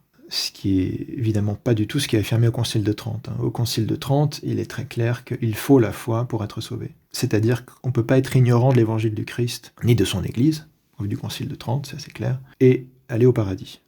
Relisez ce que dit le Concile de Trente sur l'eschatologie, enfin la vie post-mortem, la vie sur le purgatoire, sur le paradis et l'enfer, qui reprend et développe grosso modo ce qui est déjà dit au Concile de Florence. Ce n'est pas compatible avec cette idée qu'on peut ignorer la foi chrétienne et être sauvé, simplement parce qu'on a pratiqué des bonnes œuvres. Là, c'est contraire à saint Paul, très clairement. Saint Paul dit qu'on n'est pas sauvé par ses œuvres, dans un contexte où, justement, il veut contrer cette idée qu'il suffit de bien faire pour être sauvé. C'est nécessaire de bien faire, mais ce n'est pas suffisant. Il faut participer au salut qu'apporte le Christ. Et pour participer au salut qu'apporte le Christ, cette réconciliation avec Dieu, évidemment, les sacrements, à commencer par le baptême, la chrismation, confirmation, l'Eucharistie, toute la vie spirituelle dans l'Église est fondamentale du point de vue chrétien. Mais là, l'idée, c'est que si c'est pas de leur faute, donc derrière ça, il y a une vraie négation de la notion de péché originel telle qu'elle est traditionnellement confessée dans le catholicisme. Traditionnellement, c'est le point de vue augustinien, et pas que augustinien d'ailleurs. Si on a le péché originel et qu'on n'a pas été lavé ou purifié par le baptême, c'est suffisant pour aller en enfer. Il n'y a pas besoin d'avoir commis un acte contraire au commandement de Dieu. C'est très clairement la doctrine de saint Augustin. Ici, on nous dit que si on n'a pas commis d'acte consciemment qui va contre le commandement de Dieu, ça suffit à être sauvé. Ça veut dire que le péché originel, finalement, n'existe pas. Il y a un côté pélagien, en fait. C'est du pélagianisme limité, genre de semi-pélagianisme en quelque sorte. On accepte que pour certains types de cas, le pélagianisme soit vrai. Même si de manière générale, on va dire que c'est pas vrai. Ici, c'est vrai, pour ceux qui ignorent l'évangile du Christ et son Église, le pélagianisme est vrai, on peut être sauvé par ses propres actions. Ils vont dire que c'est pas du pélagianisme parce qu'on dit que c'est sous l'influence de la grâce, mais comment est-ce que Dieu sauve par sa grâce sans les sacrements et sans l'Église? Expliquez-moi ça déjà. Et comment est-ce que vous évacuez le fait que saint Augustin a réfuté le pélagianisme par sa doctrine du péché originel qui ici est complètement niée? Il y a deux questions que je pose aux catholiques romains qui reconnaissent Vatican II. La majorité. La majorité des catholiques romains reconnaissent Vatican II comme un concile œcuménique. Donc ils doivent accepter que d'un côté, le péché originel a toujours été confessé par le catholicisme comme étant ce que voulait dire saint Augustin, mais d'un autre côté, non, on peut le renier complètement. Et on peut relativiser le caractère magistériel et infaillible du concile de Florence. À ceux-là même qui, sans faute de leur part, encore une fois, ne sont pas encore parvenus à une connaissance expresse de Dieu, manifestement ici il est quand même question des païens, peut-être, je ne sais pas si les musulmans et les juifs sont bien dans cette catégorie, en tout cas ceux qui n'ont pas une connaissance de l'évangile assez clairement, mais ils travaillent, donc ils œuvrent, non sans la grâce divine. Là ils essayent d'éviter l'accusation de pélagianisme en disant que non, il y a la grâce qui est agissante, mais ça contredit le fait que avec le péché originel on ne peut pas vraiment collaborer efficacement avec la grâce du point de vue catholique romain traditionnel. C'est pour ça que le baptême est une nouvelle naissance, une régénération. La régénération baptismale est ici virtuellement niée, en fait. Si on travaille avec la grâce divine sans connaître l'évangile, ni avoir reçu le baptême, à avoir une vie droite, la divine providence ne refuse pas les secours nécessaires à leur salut. Encore une fois, pas besoin de croire dans le Christ pour être sauvé, pas besoin d'être baptisé pour être sauvé. En effet, tout ce qui chez eux peut se trouver de bon et de vrai, l'Église le considère comme une préparation évangélique. C'est une chose, ça peut être entendu, et comme un don de celui qui illumine tout homme pour que finalement il ait la vie. Ah, mais c'est pas simplement que c'est une préparation évangélique, c'est que c'est un don qui sauve, qui peut sauver. Celui qui illumine tout homme, référence au prologue de Saint Jean, Finalement, il est la vie. Sauf que le prologue de Saint Jean ne dit pas que parce que le Christ est la lumière qui illumine tout homme venant dans ce monde, tout homme est sauvé. Ce serait une conclusion origéniste, c'est condamné par le 5e concile œcuménique. Donc c'est une espèce d'origénisme, de pélagianisme mitigé. Si on est ignorant, on peut être sauvé, sans la foi. Par contre, si on sait et qu'on est volontairement contre le christianisme, on n'est pas sauvé. C'est aussi affirmé par le Lumen Gentium, évidemment. Mais vous voyez le problème quand même. Ça veut dire que ce qui envoie en enfer, c'est pas le fait de ne pas confesser le Christ, c'est le fait d'être ouvertement contre le Christ. Et je pense que c'est totalement incohérent avec le catholicisme romain historique, médiéval, de la Renaissance, de la Contre-Réforme, tout ce que vous voulez. Jusqu'à Pie IX. Pie IX qui invente cette idée. On va en parler. Pour être honnête, il faut toutefois souligner que ces innovations dans la sotériologie catholique romaine, en partie, parce que le Lumen Gentium va beaucoup plus loin, avaient déjà commencé avec Pie IX et son affirmation de la possibilité du salut de ceux qui, hors de l'Église, souffriraient d'une ignorance invincible, tout en menant une vie vertueuse. Jusqu'à preuve du contraire, c'est une invention du XIXe siècle. Donc ouvrez les guillemets, Pie IX dit « Il est nécessaire de mentionner et de censurer une erreur très grave dans laquelle sont pris au piège certains catholiques, qui croient qu'il est possible d'atteindre au salut éternel tout en vivant dans l'erreur et en étant étrangers à la vraie foi et à l'unité catholique. » Il commence par affirmer la foi traditionnelle. Une telle croyance est certainement opposée à l'enseignement catholique, n'est-ce pas? Il y a toutefois ceux qui sont en butte à une invincible ignorance au sujet de notre sainte religion. Et là, Pie IX va inventer une exception qui n'existait pas dans la tradition. Observant sincèrement la loi naturelle et ses préceptes, tels qu'ils sont inscrits par Dieu sur tous les cœurs, et disposés à obéir à Dieu, manifestement sans connaître qui il est, ils vivent honnêtement et sont à même d'obtenir la vie éternelle par la vertu efficace de la lumière et de la grâce divine. Vous voyez, une partie de Lumen Gentium est déjà chez Pie IX.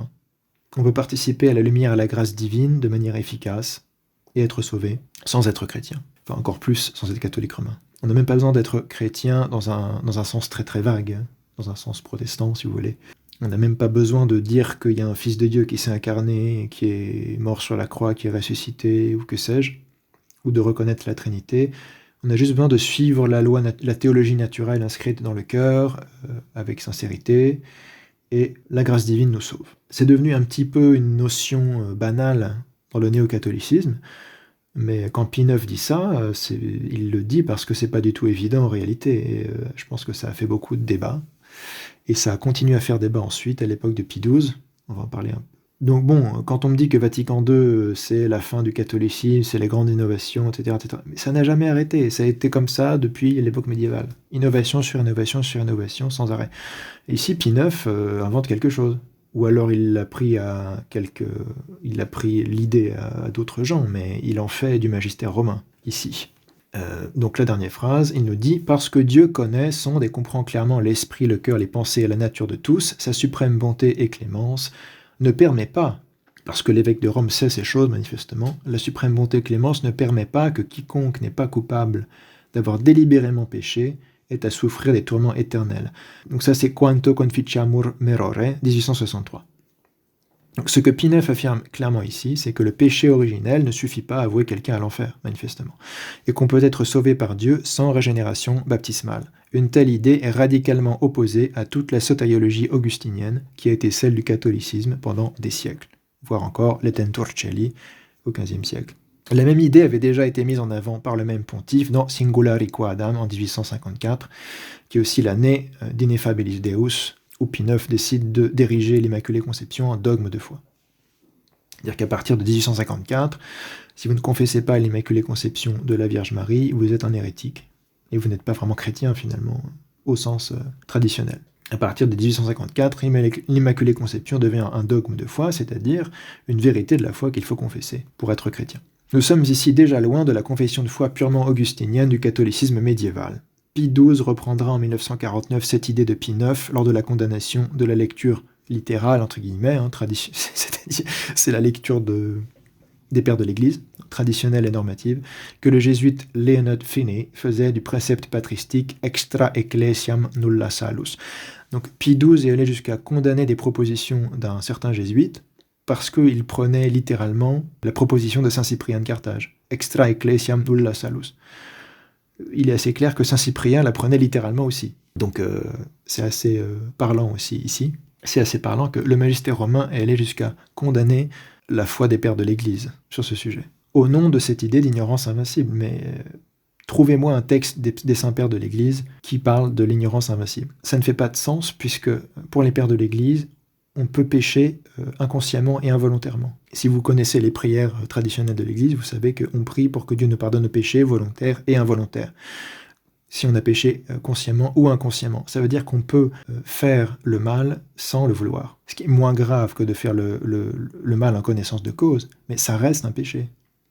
Et c'est pour ça qu'en permanence, on prie pour le pardon de nos péchés, on va se confesser, on reçoit l'absolution, on va consommer le corps et le sang du Christ pour la rémission des péchés et la vie éternelle, parce que pour la rémission des péchés, il est nécessaire de confesser ses péchés, de recevoir l'absolution et de recevoir le corps et le sang du Christ. C'est ça les pères de l'Église.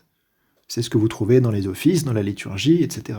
Donc l'idée qu'on peut être invinciblement ignorant des péchés, finalement, de ce qu'il faut confesser, de ce qu'est la vérité, et finalement aussi de ce qu'il faut faire, parce que la théologie naturelle, ok, ça ne veut pas dire qu'on connaît vraiment les commandements de Dieu exactement.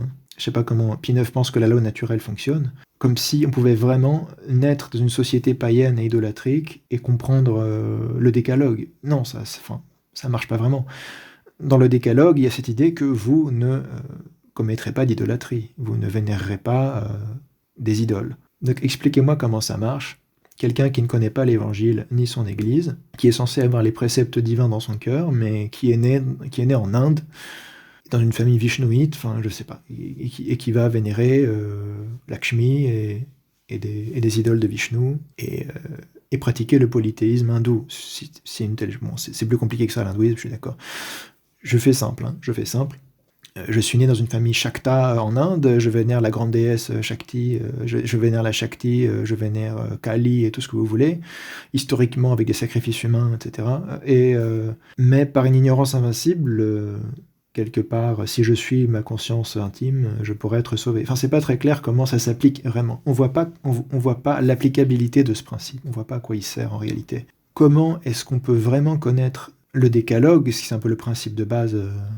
Je ne parle pas de toutes les lois de la Torah, mais les principes de base, les commandements de base, le décalogue, ne pas tuer, ne pas voler, ne pas mentir, ne pas commettre l'adultère, il y a aussi ne pas commettre l'idolâtrie, confesser le vrai Dieu. Comment est-ce qu'on peut avoir tout ça vraiment de manière naturelle, purement naturelle? Sans doute Saint Paul avait à l'esprit certains principes de base comme le meurtre, le vol, etc. D'accord. Éventuellement l'inceste. Mais pour certains commandements, ça marche pas vraiment. On ne peut pas savoir naturellement par théologie naturelle, comme ça, comme si on n'était pas conditionné socialement à pratiquer l'idolâtrie dans une société polythéiste. Ce qui est contre les commandements de Dieu. Enfin, la Sainte Écriture ne dit jamais qu'on peut être idolâtre et finalement croire et pratiquer ce que veut le vrai Dieu et finalement être sauvé. Il y a de gros problèmes avec cette idée-là. Pour moi, Pie IX est tout aussi innovateur que Lumen Gentium. Lumen Gentium va juste plus loin que lui dans cette voie. Mais il a déjà posé des bases avec Quanto conficiamur merore singulari quadam, qui seront utilisés par Pie XII ensuite pour condamner Finney, qui simplement comprenait les pères de l'Église dans l'état d'esprit des pères de l'Église. C'est-à-dire que quand Saint Cyprien de Carthage dit « Nul ne peut avoir Dieu pour père s'il n'a pas aussi l'Église pour mère », c'est dans son traité sur l'unité de l'Église catholique, il ne dit pas simplement que ceux qui s'opposent à l'Église catholique, au sens patristique, ne seront pas sauvés. Il pense littéralement qu'on ne peut pas avoir Dieu pour père si on n'a pas l'Église pour mère. Il n'y a aucune exception chez Saint Cyprien à ce principe-là. Donc, c'est pas que Saint Cyprien, c'est juste l'exemple le plus connu. Origène dit la même chose, mais chez Origène, ça va avoir un sens un peu différent puisqu'il est origéniste par définition. Donc, sans l'Église, on va en enfer, mais l'enfer est temporaire. Chez Origène, donc il y a une espèce d'hérésie platonicienne derrière, condamnée au 5e concile. Chez Cyprien, c'est clair. Extra ecclesiam nulla salus, c'est pas littéralement sa phrase, mais c'est proche de sa phrase. Ce qu'il veut dire par là, c'est ce que disait Finney. Mais ça a été condamné par le magistère romain. Poursuivons. Toutefois, nous sommes d'accord sur le fait que l'argument de la sainteté n'est pas bon ni valide en lui-même d'un point de vue apologétique. C'est pourquoi nous ne l'utilisons pas et nous engageons les orthodoxes comme les catholiques romains à ne pas en user dans un tel contexte. C'est très bien les miracles, les saints, les vies des saints, etc., mais ce n'est pas suffisant à prouver quoi que ce soit, et en général, ça ne convainc pas grand monde. Alors évidemment, ça fait partie de l'argument, en quelque sorte, de dire que, voilà, regardez, on a des saints, c'est ce qu'on attend de l'Église qui est sainte par définition, Mais c'est ce qu'on attend, mais c'est pas suffisant ou déterminant en soi. Ce qui serait déterminant, c'est l'absence de ça, c'est-à-dire l'absence de cette notion, de cette conception, ce qui, selon moi, est un bon argument contre un certain nombre de protestants. La simple ferveur ou les miracles ne peuvent rien prouver du point de vue dogmatique, qui est celui qui compte avant tout, en compagnie du point de vue historique, quand il s'agit d'établir ce qui est vrai ou faux. On ne peut pas simplement dire c'est vrai parce qu'un tel est un saint. Évidemment, il y a une part de subjectivité dans cette affirmation. On peut dire que des signes de sainteté sont nécessaires à la démonstration globale, puisque la sainteté est l'une des marques essentielles de l'Église. L'Église doit produire des saints. Sinon, on lui enlève une marque essentielle. Mais ils ne sont pas suffisants ni déterminants en eux-mêmes, puisque de tels signes peuvent être trompeurs ou explicables autrement que par une sanctification réelle et authentique. Et c'est vers ça que pointe aussi la réponse catholique romaine, qui est vraie, mais c'est valable pour tout le monde en fait. C'est valable pour tout le monde, cet argument-là. C'est une bonne réfutation d'un mauvais argument, mais c'est pas vraiment un argument qui est couramment utilisé par les orthodoxes, donc je trouve pas ça très productif finalement. Par contre, ça veut bien dire qu'il faut arrêter de nous parler de Lourdes, de Fatima, des miracles eucharistiques et des stigmates, parce que bon, ça se retourne contre vous après. Mais il y a quand même des bons arguments objectifs à faire autour de la notion de spiritualité, et donc c'est ça qui va nous intéresser aussi dans une vidéo à venir. On ne voit pas en revanche le rapport que peut avoir avec tout cela la question de la discrétion du père spirituel ou celle de la permissibilité du divorce dans certains cas. Ça c'est une diversion, hein. Aucun de ces éléments ne réfute l'orthodoxie. Il est tout à fait normal dans la tradition ascétique ancienne d'avoir la bénédiction du père spirituel pour pouvoir communier. Le père spirituel, c'est celui qui vous connaît le mieux. Il connaît votre état intérieur le mieux. Donc il a cette espèce d'autorité particulière, que n'a pas forcément tel ou tel prêtre par défaut qui ne vous connaît pas. Le prêtre, vous vous confessez à lui, mais il ne connaît pas toute votre progression, toute votre histoire spirituelle. Donc avoir la bénédiction du père spirituel à qui on confesse vraiment régulièrement les problèmes que l'on rencontre et les pensées, etc., c'est évident que c'est la bénédiction par excellence. Donc si le père spirituel en vient à interdire la communion à quelqu'un, c'est qu'il a de bonnes raisons, et on ne voit pas en quoi ça poserait un problème. Je pense que, sauf si vous ne prenez pas saint Paul au sérieux quand il dit qu'on communie indignement au corps du Christ, quand on ne le fait pas avec la bénédiction de l'Église, avec une préparation adéquate, je ne vois pas en quoi c'est un problème pour vous. Sauf si vous adorez communier sans raison, comme ça, au petit bonheur la chance, mais ce n'est pas la position chrétienne traditionnelle. On communie parce qu'on s'y est préparé, et cette préparation suppose la confession d'un certain nombre de choses, et celui à qui on se confesse en particulier dans la tradition ascétique, c'est le père spirituel, en particulier dans les milieux monastiques, mais pas seulement dans les milieux monastiques. Ensuite, le Christ donne lui-même un cas d'économie où le divorce est permissible, celui de l'adultère. Donc c'est faux de dire que le divorce, par définition, est contraire aux paroles du Christ, puisque le Christ lui-même dit qu'on peut divorcer en cas d'adultère. Réviser un petit peu sa connaissance des évangiles. Certains papes romains ont aussi autorisé le divorce et même le remariage des divorcés dans certaines situations particulières. Cela relève donc de l'économie disciplinaire de l'Église ancienne, en Orient comme en Occident, voir les canons de saint Basile, le pénitentiaire de saint Théodore de Canterbury, en Angleterre. Mais il serait hors sujet d'en parler ici. C'est une pure diversion, car il n'y a là aucun modernisme. C'est pas moderniste, le divorce, en fait. Il suffit de s'intéresser un petit peu à l'histoire canonique de l'Église vis-à-vis des cas très particuliers. C'est toujours des cas très particuliers, hein, c'est pas des cas généraux, encore une fois. Ça n'a rien à voir avec la conception séculière du divorce. Il n'y a pas de divorce pour convenance personnelle, parce que l'amour s'est envolé, ou parce que ceci, cela. Mais il y a des cas très particuliers où l'Église a bien vu qu'il fallait appliquer une économie. Et sur ce sujet, j'ai une vidéo à vous conseiller si ça vous intéresse. Pour ceux que la question du divorce et du remariage intéresse, nous renvoyons à la bonne étude de la chaîne YouTube Ubi Petrus sur le sujet, intitulée Divorce and Remarriage in the Church Fathers. Vous avez un petit screen de la vidéo avec le lien et le nom de la chaîne et le titre complet de la vidéo. C'est un exemple d'étude qui s'intéresse un minimum à l'histoire et qui montre qu'il n'y a pas de modernisme là-dedans.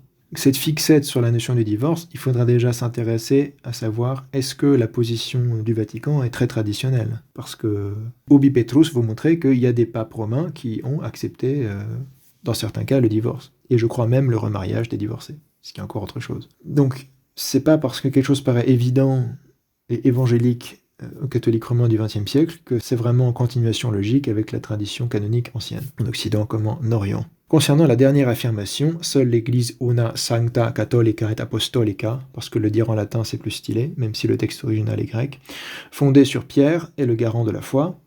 Pourquoi c'est pas l'Église mian agian catholikin apostolikin, puisque les pères du concile de Constantinople I qui ont ajouté cette clause au credo parlaient tous le grec et ont écrit le texte en grec. Les orthodoxes sont tout à fait d'accord et enseignent la même chose.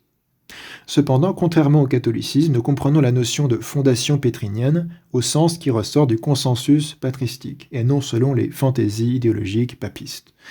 Il suffit d'avoir lu attentivement les œuvres de saint Cyprien de Carthage, IIIe siècle, notamment premier père de l'Église à parler de chair de pierre, cathedra Petri, pour comprendre qu'être fondé sur Pierre ne signifie pas du tout ce qu'enseigne le Vatican depuis au moins la réforme grégorienne, qui a commencé au XIe siècle avec Léon IX. Encore moins ce qui a été clairement et dogmatiquement défini à Vatican I, voir nos études sur l'ecclésiologie de saint Cyprien sur cette même chaîne. On s'est arrêté en détail sur la notion de cathedra Petri chez saint Cyprien, donc vous pouvez aller voir ça dans les playlists, vous allez trouver ces études-là. L'Église est avant tout fondée sur la pierre angulaire, qui est notre Seigneur Jésus-Christ lui-même. On peut dire également que le Christ lui-même l'a bâti à la fois sur les prophètes et les apôtres, représentant l'ancienne et la nouvelle alliance, s'il faut en croire le témoignage de saint Paul.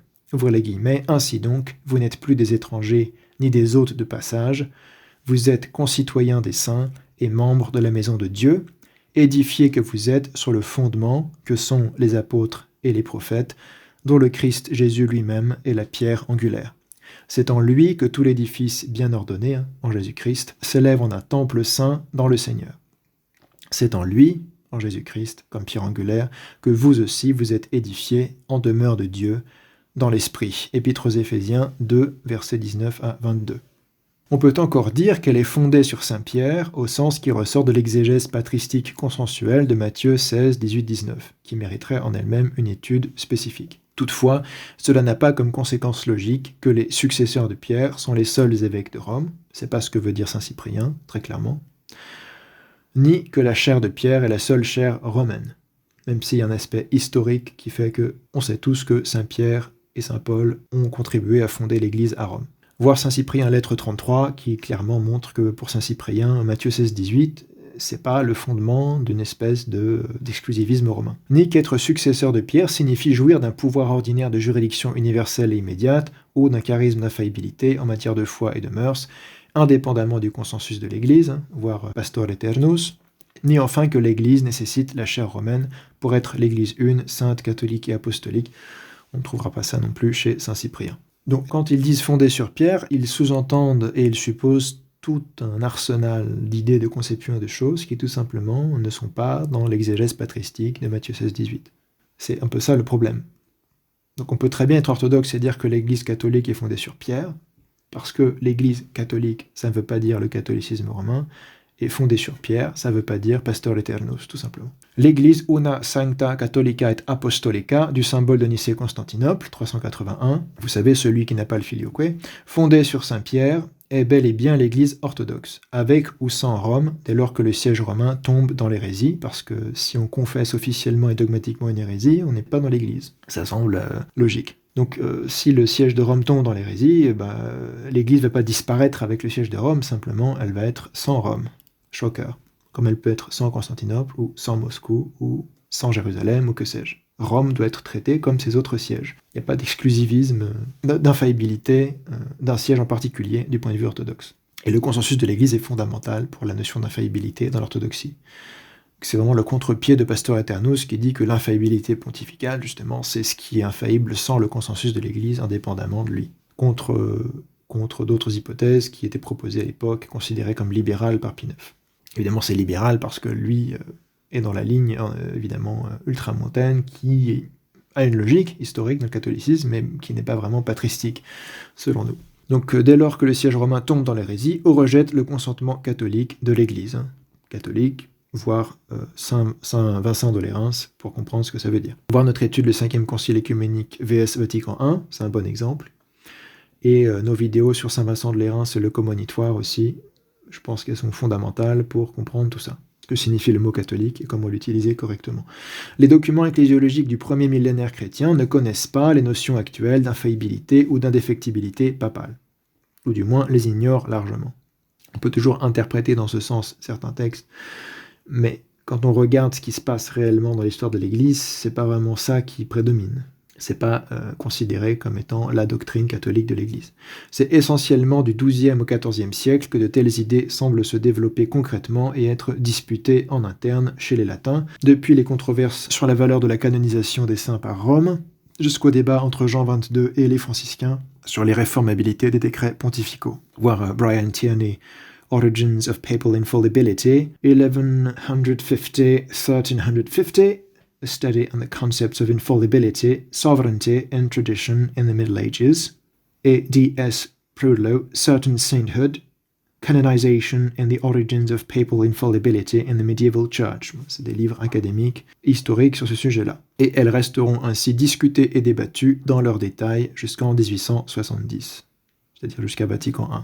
Voir O'Malley, Vatican I, The Council and the Making of the Ultramontane Church. Le concile et l'avènement ou la fabrication de l'Église ultramontaine, c'est-à-dire que l'Église après Vatican I devient autre chose, en partie, que ce qu'elle était avant. Et les papes vont finalement avoir une sorte de pouvoir et d'aura qu'ils n'avaient pas eu sans doute depuis l'époque médiévale de la grande période post-réforme grégorienne, 12e, 13e siècle, qui s'arrête avec Boniface VIII. Boniface VIII et l'attentat d'Anagni, c'est la fin de la grande période de l'ultra-pouvoir papiste théorisé lors de la réforme grégorienne, et ça revient avec Vatican I, finalement, en un sens. Le pape n'a jamais eu autant de pouvoir reconnu officiellement par tout le monde que depuis Vatican I. Dans l'histoire du catholicisme, sauf si on prend cette espèce de période de monarchie absolue du papisme qui s'arrête avec Boniface VIII au début du XIVe siècle, on peut dire. Tout au long du premier millénaire, il était largement admis, y compris en Occident, que même l'évêque de Rome pouvait être jugé pour motif d'hérésie. Voir notamment les 5e et 6e conciles écuméniques, en 553 et 680-681 respectivement. Le 5e concile écuménique dépose sans problème Vigile, voir notre vidéo sur ce sujet, en partie pour des questions disciplinaires, mais aussi parce que derrière son refus de participer au concile, il y a le fait qu'il décide de soutenir finalement les 3 chapitres qu'il avait condamnés auparavant et qu'il recondamnera par la suite. Et le 6e concile, vous savez très bien, je pense, qu'il anathématise post-mortem Honorius Ier pour hérésie. Les actes du concile sont très clairs. Et ça va être accepté par les papes de Rome par la suite. Malgré les excuses proposées par certains, la norme à Rome, après le 6e concile écuménique, c'est qu'Honorius est un hérétique, et donc il est parmi les hérétiques condamnés. Ça apparaît lors du concile écuménique suivant, à Nicée II, Honorius parmi les hérétiques, dans le canon 1, il me semble.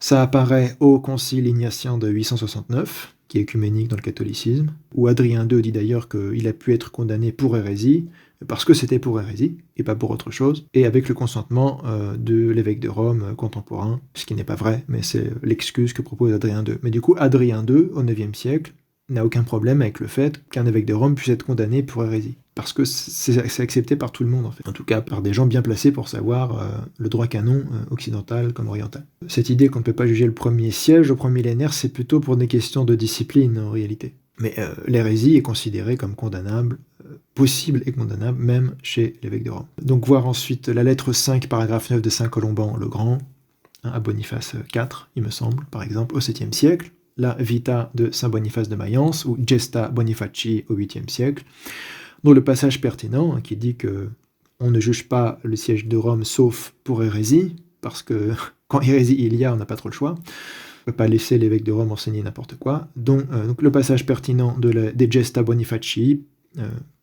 figure dans le Decretum Gratiani, le décret de Gratien, corpus fondamental du droit canonique latin pré-1917. Le décret de Gratien a servi de base au Corpus Juris Canonici, le corpus de droit canonique catholique romain, qui a été le corpus de droit canon jusqu'en 1917. Vous savez qu'en 1917, il y a eu un nouveau corpus de droit canon dans le catholicisme. Ce qui est déjà une forme d'innovation ou de réforme assez profonde. Vous imaginez, depuis le Moyen-Âge, 12e siècle, Decretum Gratiani, depuis le 12e siècle jusqu'à 1917, c'est peu ou prou le même corpus de droit canon. En 1917, pouf, ça change. C'est bien avant Vatican II ici. Je ne sais pas qui est pape en 1917, mais on est bien avant Vatican II. Je ne sais pas si c'est Pie X ou son successeur, peu importe. Le Decretum Gratiani, il est composé au XIIe siècle, c'est une sorte de compilation du droit canonique occidental, en général, une espèce de tentative d'harmonie de tous ces textes traditionnels. Et la tradition romaine ancienne sur le cas d'Honorius Ier, depuis Léon II, qui va accepter le Constantinople III comme sixième concile œcuménique, jusqu'à l'abrogation du Liber Diurnus au XIe siècle. Le Liber Diurnus, c'était un texte sur lequel devaient jurer finalement tous ceux qui étaient ordonnés prêtres à Rome. Ça a été abrogé au XIe siècle, il me semble. Bizarrement, pendant la réforme grégorienne. Mais ce Liber Diurnus contenait Honorius parmi les hérétiques, le nom d'Honorius parmi les hérétiques, et c'est ce que devaient confesser tous ceux qui voulaient devenir membres du clergé romain. Donc c'est quand même plusieurs siècles de magistère ici. Voir encore ensuite Innocent III dans son Sermon 2, très clairement. Innocent III dit lui-même que si jamais il prêche une hérésie, alors qu'il soit jugé par l'Église, etc., etc. Innocent III, on est au XIIIe siècle.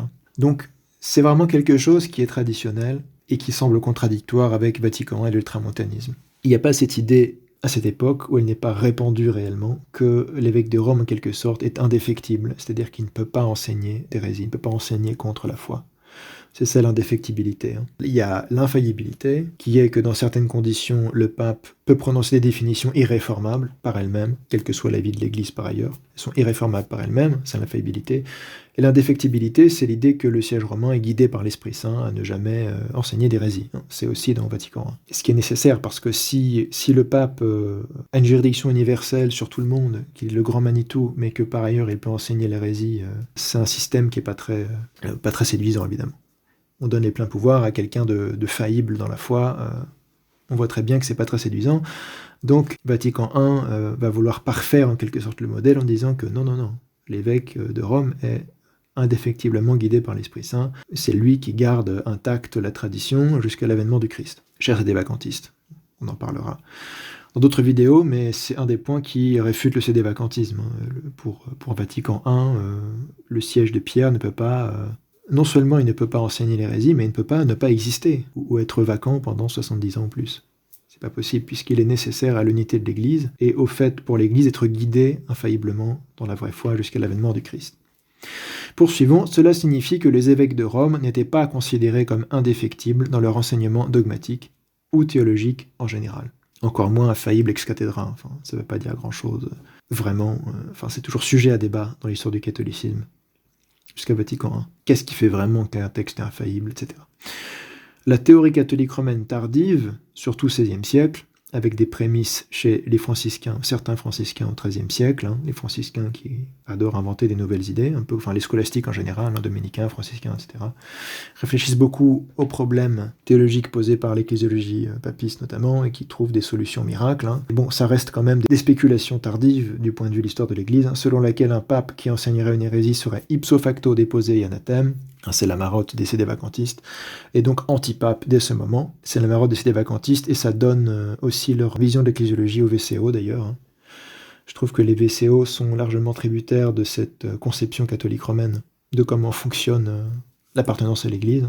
Il suffit d'être hérétique et pop, on n'est plus dans l'Église. Nous disent ces messieurs de tradition orthodoxe, c'est plutôt une spéculation qui vient des franciscains pour essayer d'expliquer comment on peut juger un pape pour hérésie, alors que, en un certain sens, à partir de cette époque, on considère que c'est pas tellement, on n'a pas vraiment le droit de le juger tout court. Et donc, il faut expliquer comment est-ce qu'on peut déposer un pape sans le juger. Et ça rentre dans ces spéculations assez drôles, très très juridiques.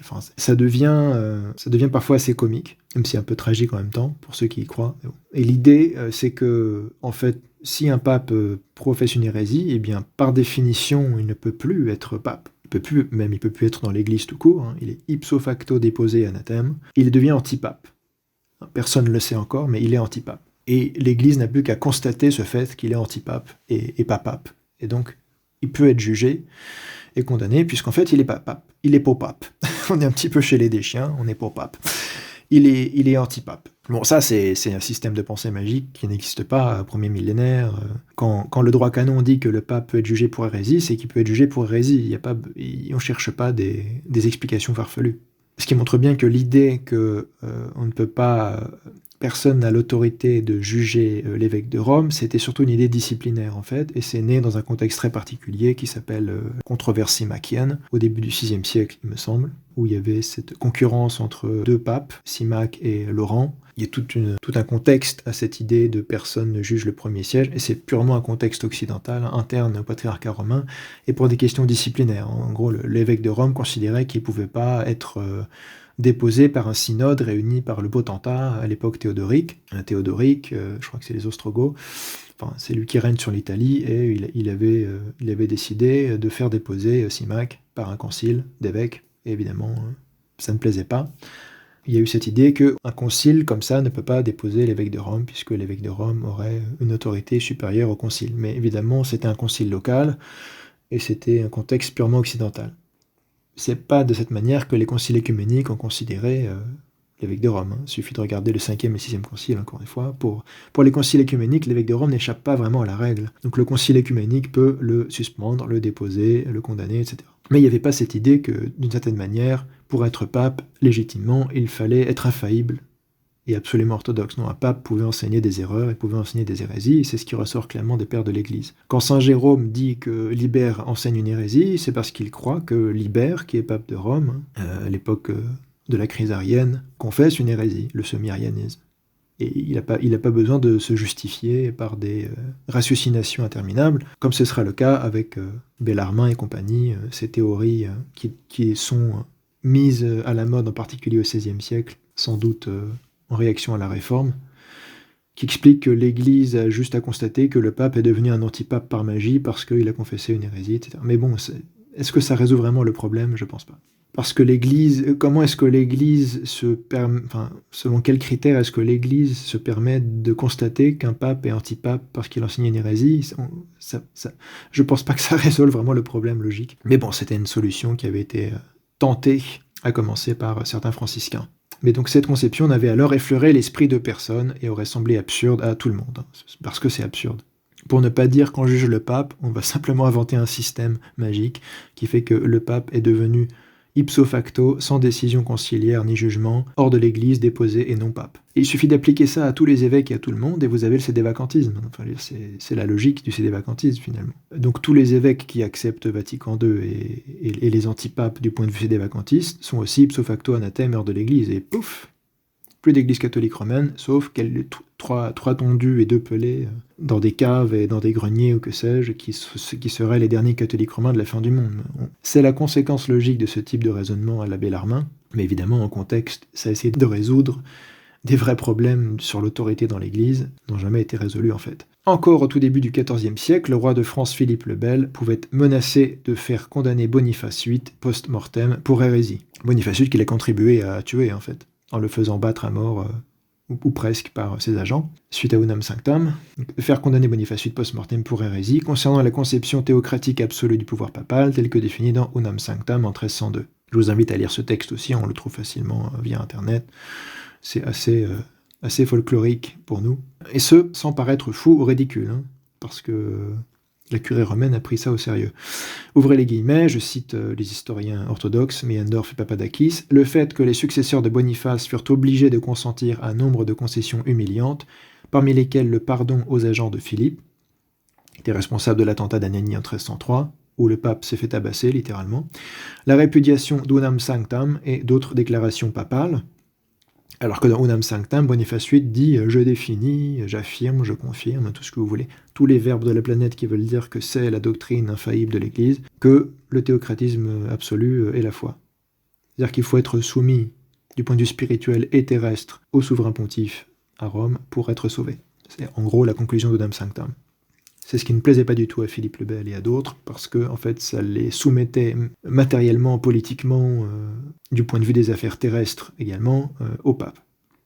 Ils étaient plus rois dans leur propre royaume en quelque sorte, et ils devaient toujours avoir la bénédiction du pape pour faire ceci ou cela, y compris lever des taxes, et c'est un petit peu le nerf de la guerre ici, c'est l'histoire de comment on lève les taxes sur le clergé, l'histoire d'argent en général d'ailleurs, ces choses-là, l'histoire de pouvoir et d'argent, mais ça agit sur le dogme, sur la conception de l'Église et du dogme, et l'autorité dans l'Église. Et donc la curie romaine accepte de répudier Unam Sanctam, même si Unam Sanctam dit lui-même que c'est la foi infaillible finalement, puisque Boniface VIII définit, affirme, confirme, tout ce que vous voulez, que ce qu'il dit est la foi catholique. Donc, est-ce que Unam Sanctam est infaillible ou pas? C'est une question qu'on peut se poser, hein, parce que le vocabulaire d'Unam Sanctam est assez fort en termes d'affirmation dogmatique universelle, vrai pour tout le monde, etc. etc. Malheureusement, si Unam Sanctam est infaillible, ça contredit Vatican II. Si Vatican II est un concile écuménique, alors sa constitution dogmatique sur l'Église, qui est le Lumen Gentium, est aussi infaillible.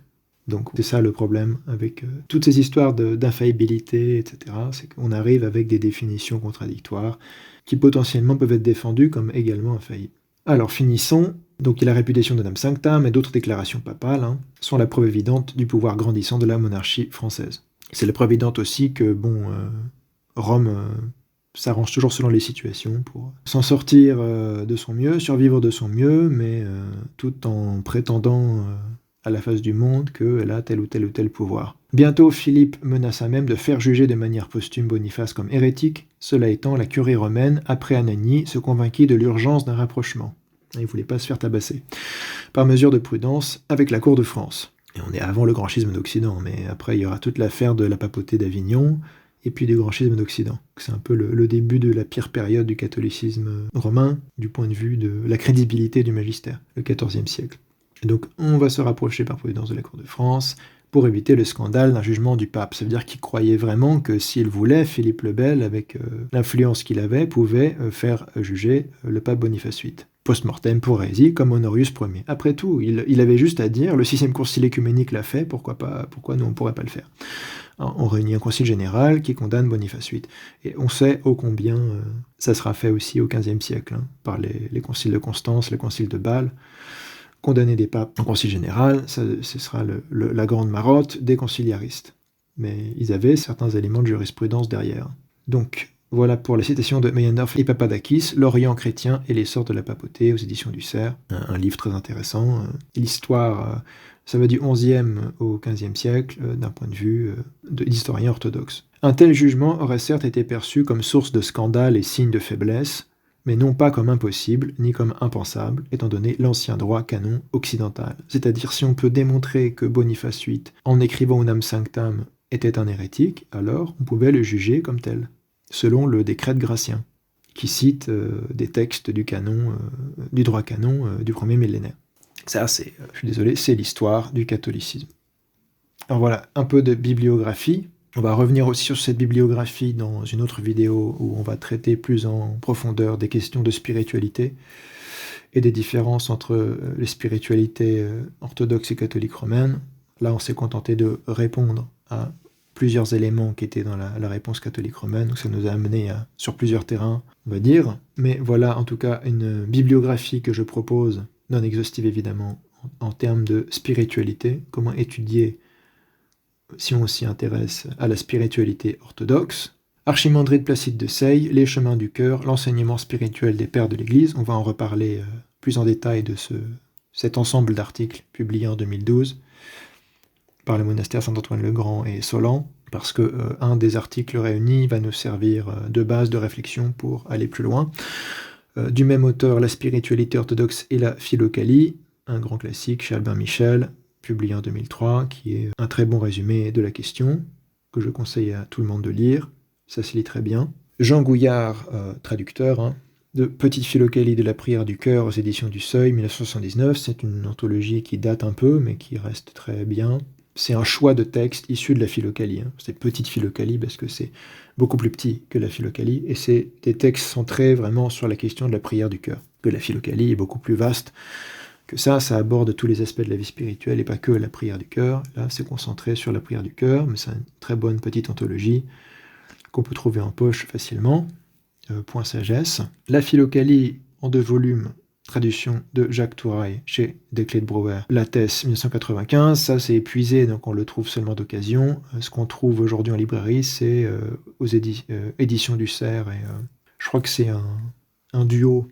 Une collaboration édition du Cerf Abbaye de Bellefontaine, c'est le philokalie en plusieurs petits volumes, je ne sais pas combien il y en a, mais c'est en plein de petits volumes, alors que cette édition-là avait l'avantage d'être en 2 gros volumes, plus compacts, que moi j'ai pu avoir d'occasion. Donc c'est la même traduction dans les 2 cas, c'est celle de Jacques Touraille, il n'y a pas vraiment de différence dans la traduction, me semble-t-il. C'est juste édité soit en plein de petits fascicules, soit en 2 volumes. Higoumène Chareton de Valamo, l'art de la prière, anthologie de textes spirituels sur la prière du cœur, qui est un très bon complément à la Philokalie, Abbaye de Bellefontaine, Spiritualité orientale 18, 1976, et c'est la plus grande partie de l'anthologie, c'est des extraits de saint Théophane le Reclus et de saint Ignace Brianchaninov, deux des plus grands écrivains spirituels russes du XIXe siècle.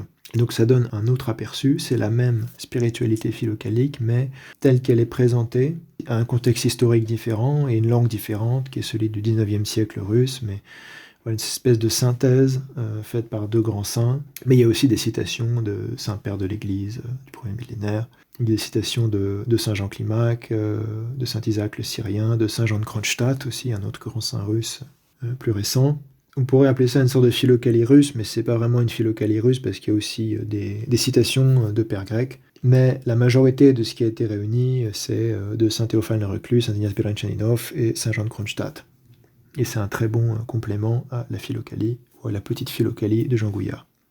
Vladimir Lossky, grand classique, essai sur la théologie mystique de l'Église d'Orient, très grand classique sur la théologie mystique orthodoxe, publié en 1944 d'abord aux éditions Montaigne, et réédité aux éditions du Cerf en 1990. Ça, c'est un must-read de la théologie orthodoxe, de toute façon, avec les autres publications de Lossky, d'ailleurs, aux éditions du Cerf. On peut regretter qu'ils n'aient pas réédité Vision de Dieu, par contre. Je suis obligé de le lire en anglais, mais c'est pas grave. On en reparlera dans la prochaine vidéo. Miralot Borodine, La déification de l'homme selon la doctrine des pères grecs, aux éditions du CM 170, très bon ouvrage sur cette question-là. Ça rentre en détail sur certains aspects de la tradition spirituelle, ascétique, etc., d'après les pères grecs. Donc essentiellement des sources du premier millénaire. Saint-Justin Popovitch, Les voies de la connaissance de Dieu, édité chez l'Âge d'Homme, collection Lumière du Tabor 1998. Ça réunit 3 études de Saint-Justin Popovitch, grand saint serbe du XXe siècle, une étude sur Saint Macaire d'Égypte, une étude sur Saint Isaac le Syrien, et une étude sur Saint Siméon le nouveau théologien. Et au passage, c'est une très bonne introduction aussi à la spiritualité orthodoxe en général. Et cette notion de la connaissance de Dieu, la gnoséologie orthodoxe, comme on dit. Qu'est-ce que ça signifie connaître Dieu chez ces auteurs ascétiques et mystiques. Saint Dumitru Staniloï, grand théologien et saint roumain du XXe siècle, Théologie ascétique et mystique de l'Église orthodoxe, aux éditions du Cerf, publié en 2011. Pareil, grande synthèse, un genre de pavé, mais qui essaie de faire la synthèse de la théologie ascétique et mystique de l'Église orthodoxe. Le Père Séraphim Rose, God's Revelation to the Human Heart. On peut trouver des traductions françaises en ligne, parce que certains l'ont traduit en français, mais ça n'a jamais été publié en tant que tel. Donc c'est sous forme de fichier numérique. Si vous ne lisez pas l'anglais, vous pouvez trouver une version française, un petit fascicule sur la spiritualité orthodoxe par, selon moi, un des grands saints du XXe siècle aussi, Père Séraphim de Platina. Grand modèle de converti issu du monde moderne contemporain à l'orthodoxie. La version originale est publiée par St. Hammond of Alaska Brotherhood, évidemment.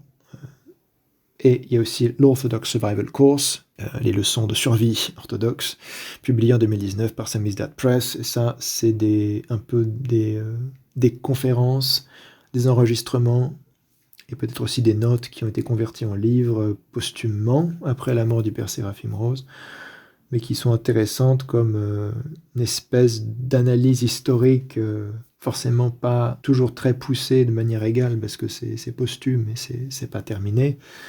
C'est vraiment un livre que le Père Séraphim Rose a publié de son vivant, mais c'est une sorte de lecture de l'histoire, de l'Occident en particulier, depuis l'époque du schisme jusqu'à nos jours, par le Père Séraphim Rose. Et ça a aussi été traduit en français, vous pouvez trouver une version française sur internet également, même si en livre physique, je pense qu'il n'y a que la version originale. Mais c'est aussi c'est un regard intéressant sur l'histoire de l'Occident, comprise sous un prisme orthodoxe à partir du schisme. Donc il me semble que ça commence au Moyen-Âge et ça va jusqu'au XXe siècle au moins. Il y a quand même des études assez poussées sur certaines périodes de l'histoire, mais il y a d'autres périodes où c'est un peu des esquisses, ça va pas forcément très très loin, ou assez loin évidemment, pour être tout à fait équilibré ou complet.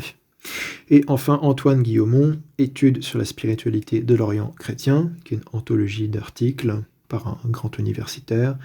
Et parmi cette anthologie d'articles, il y a notamment un article sur la notion du cœur chez les auteurs anciens, qui est très intéressant à lire, pour comprendre un petit peu le contexte de cette terminologie. Que signifie le cœur dans la littérature ascétique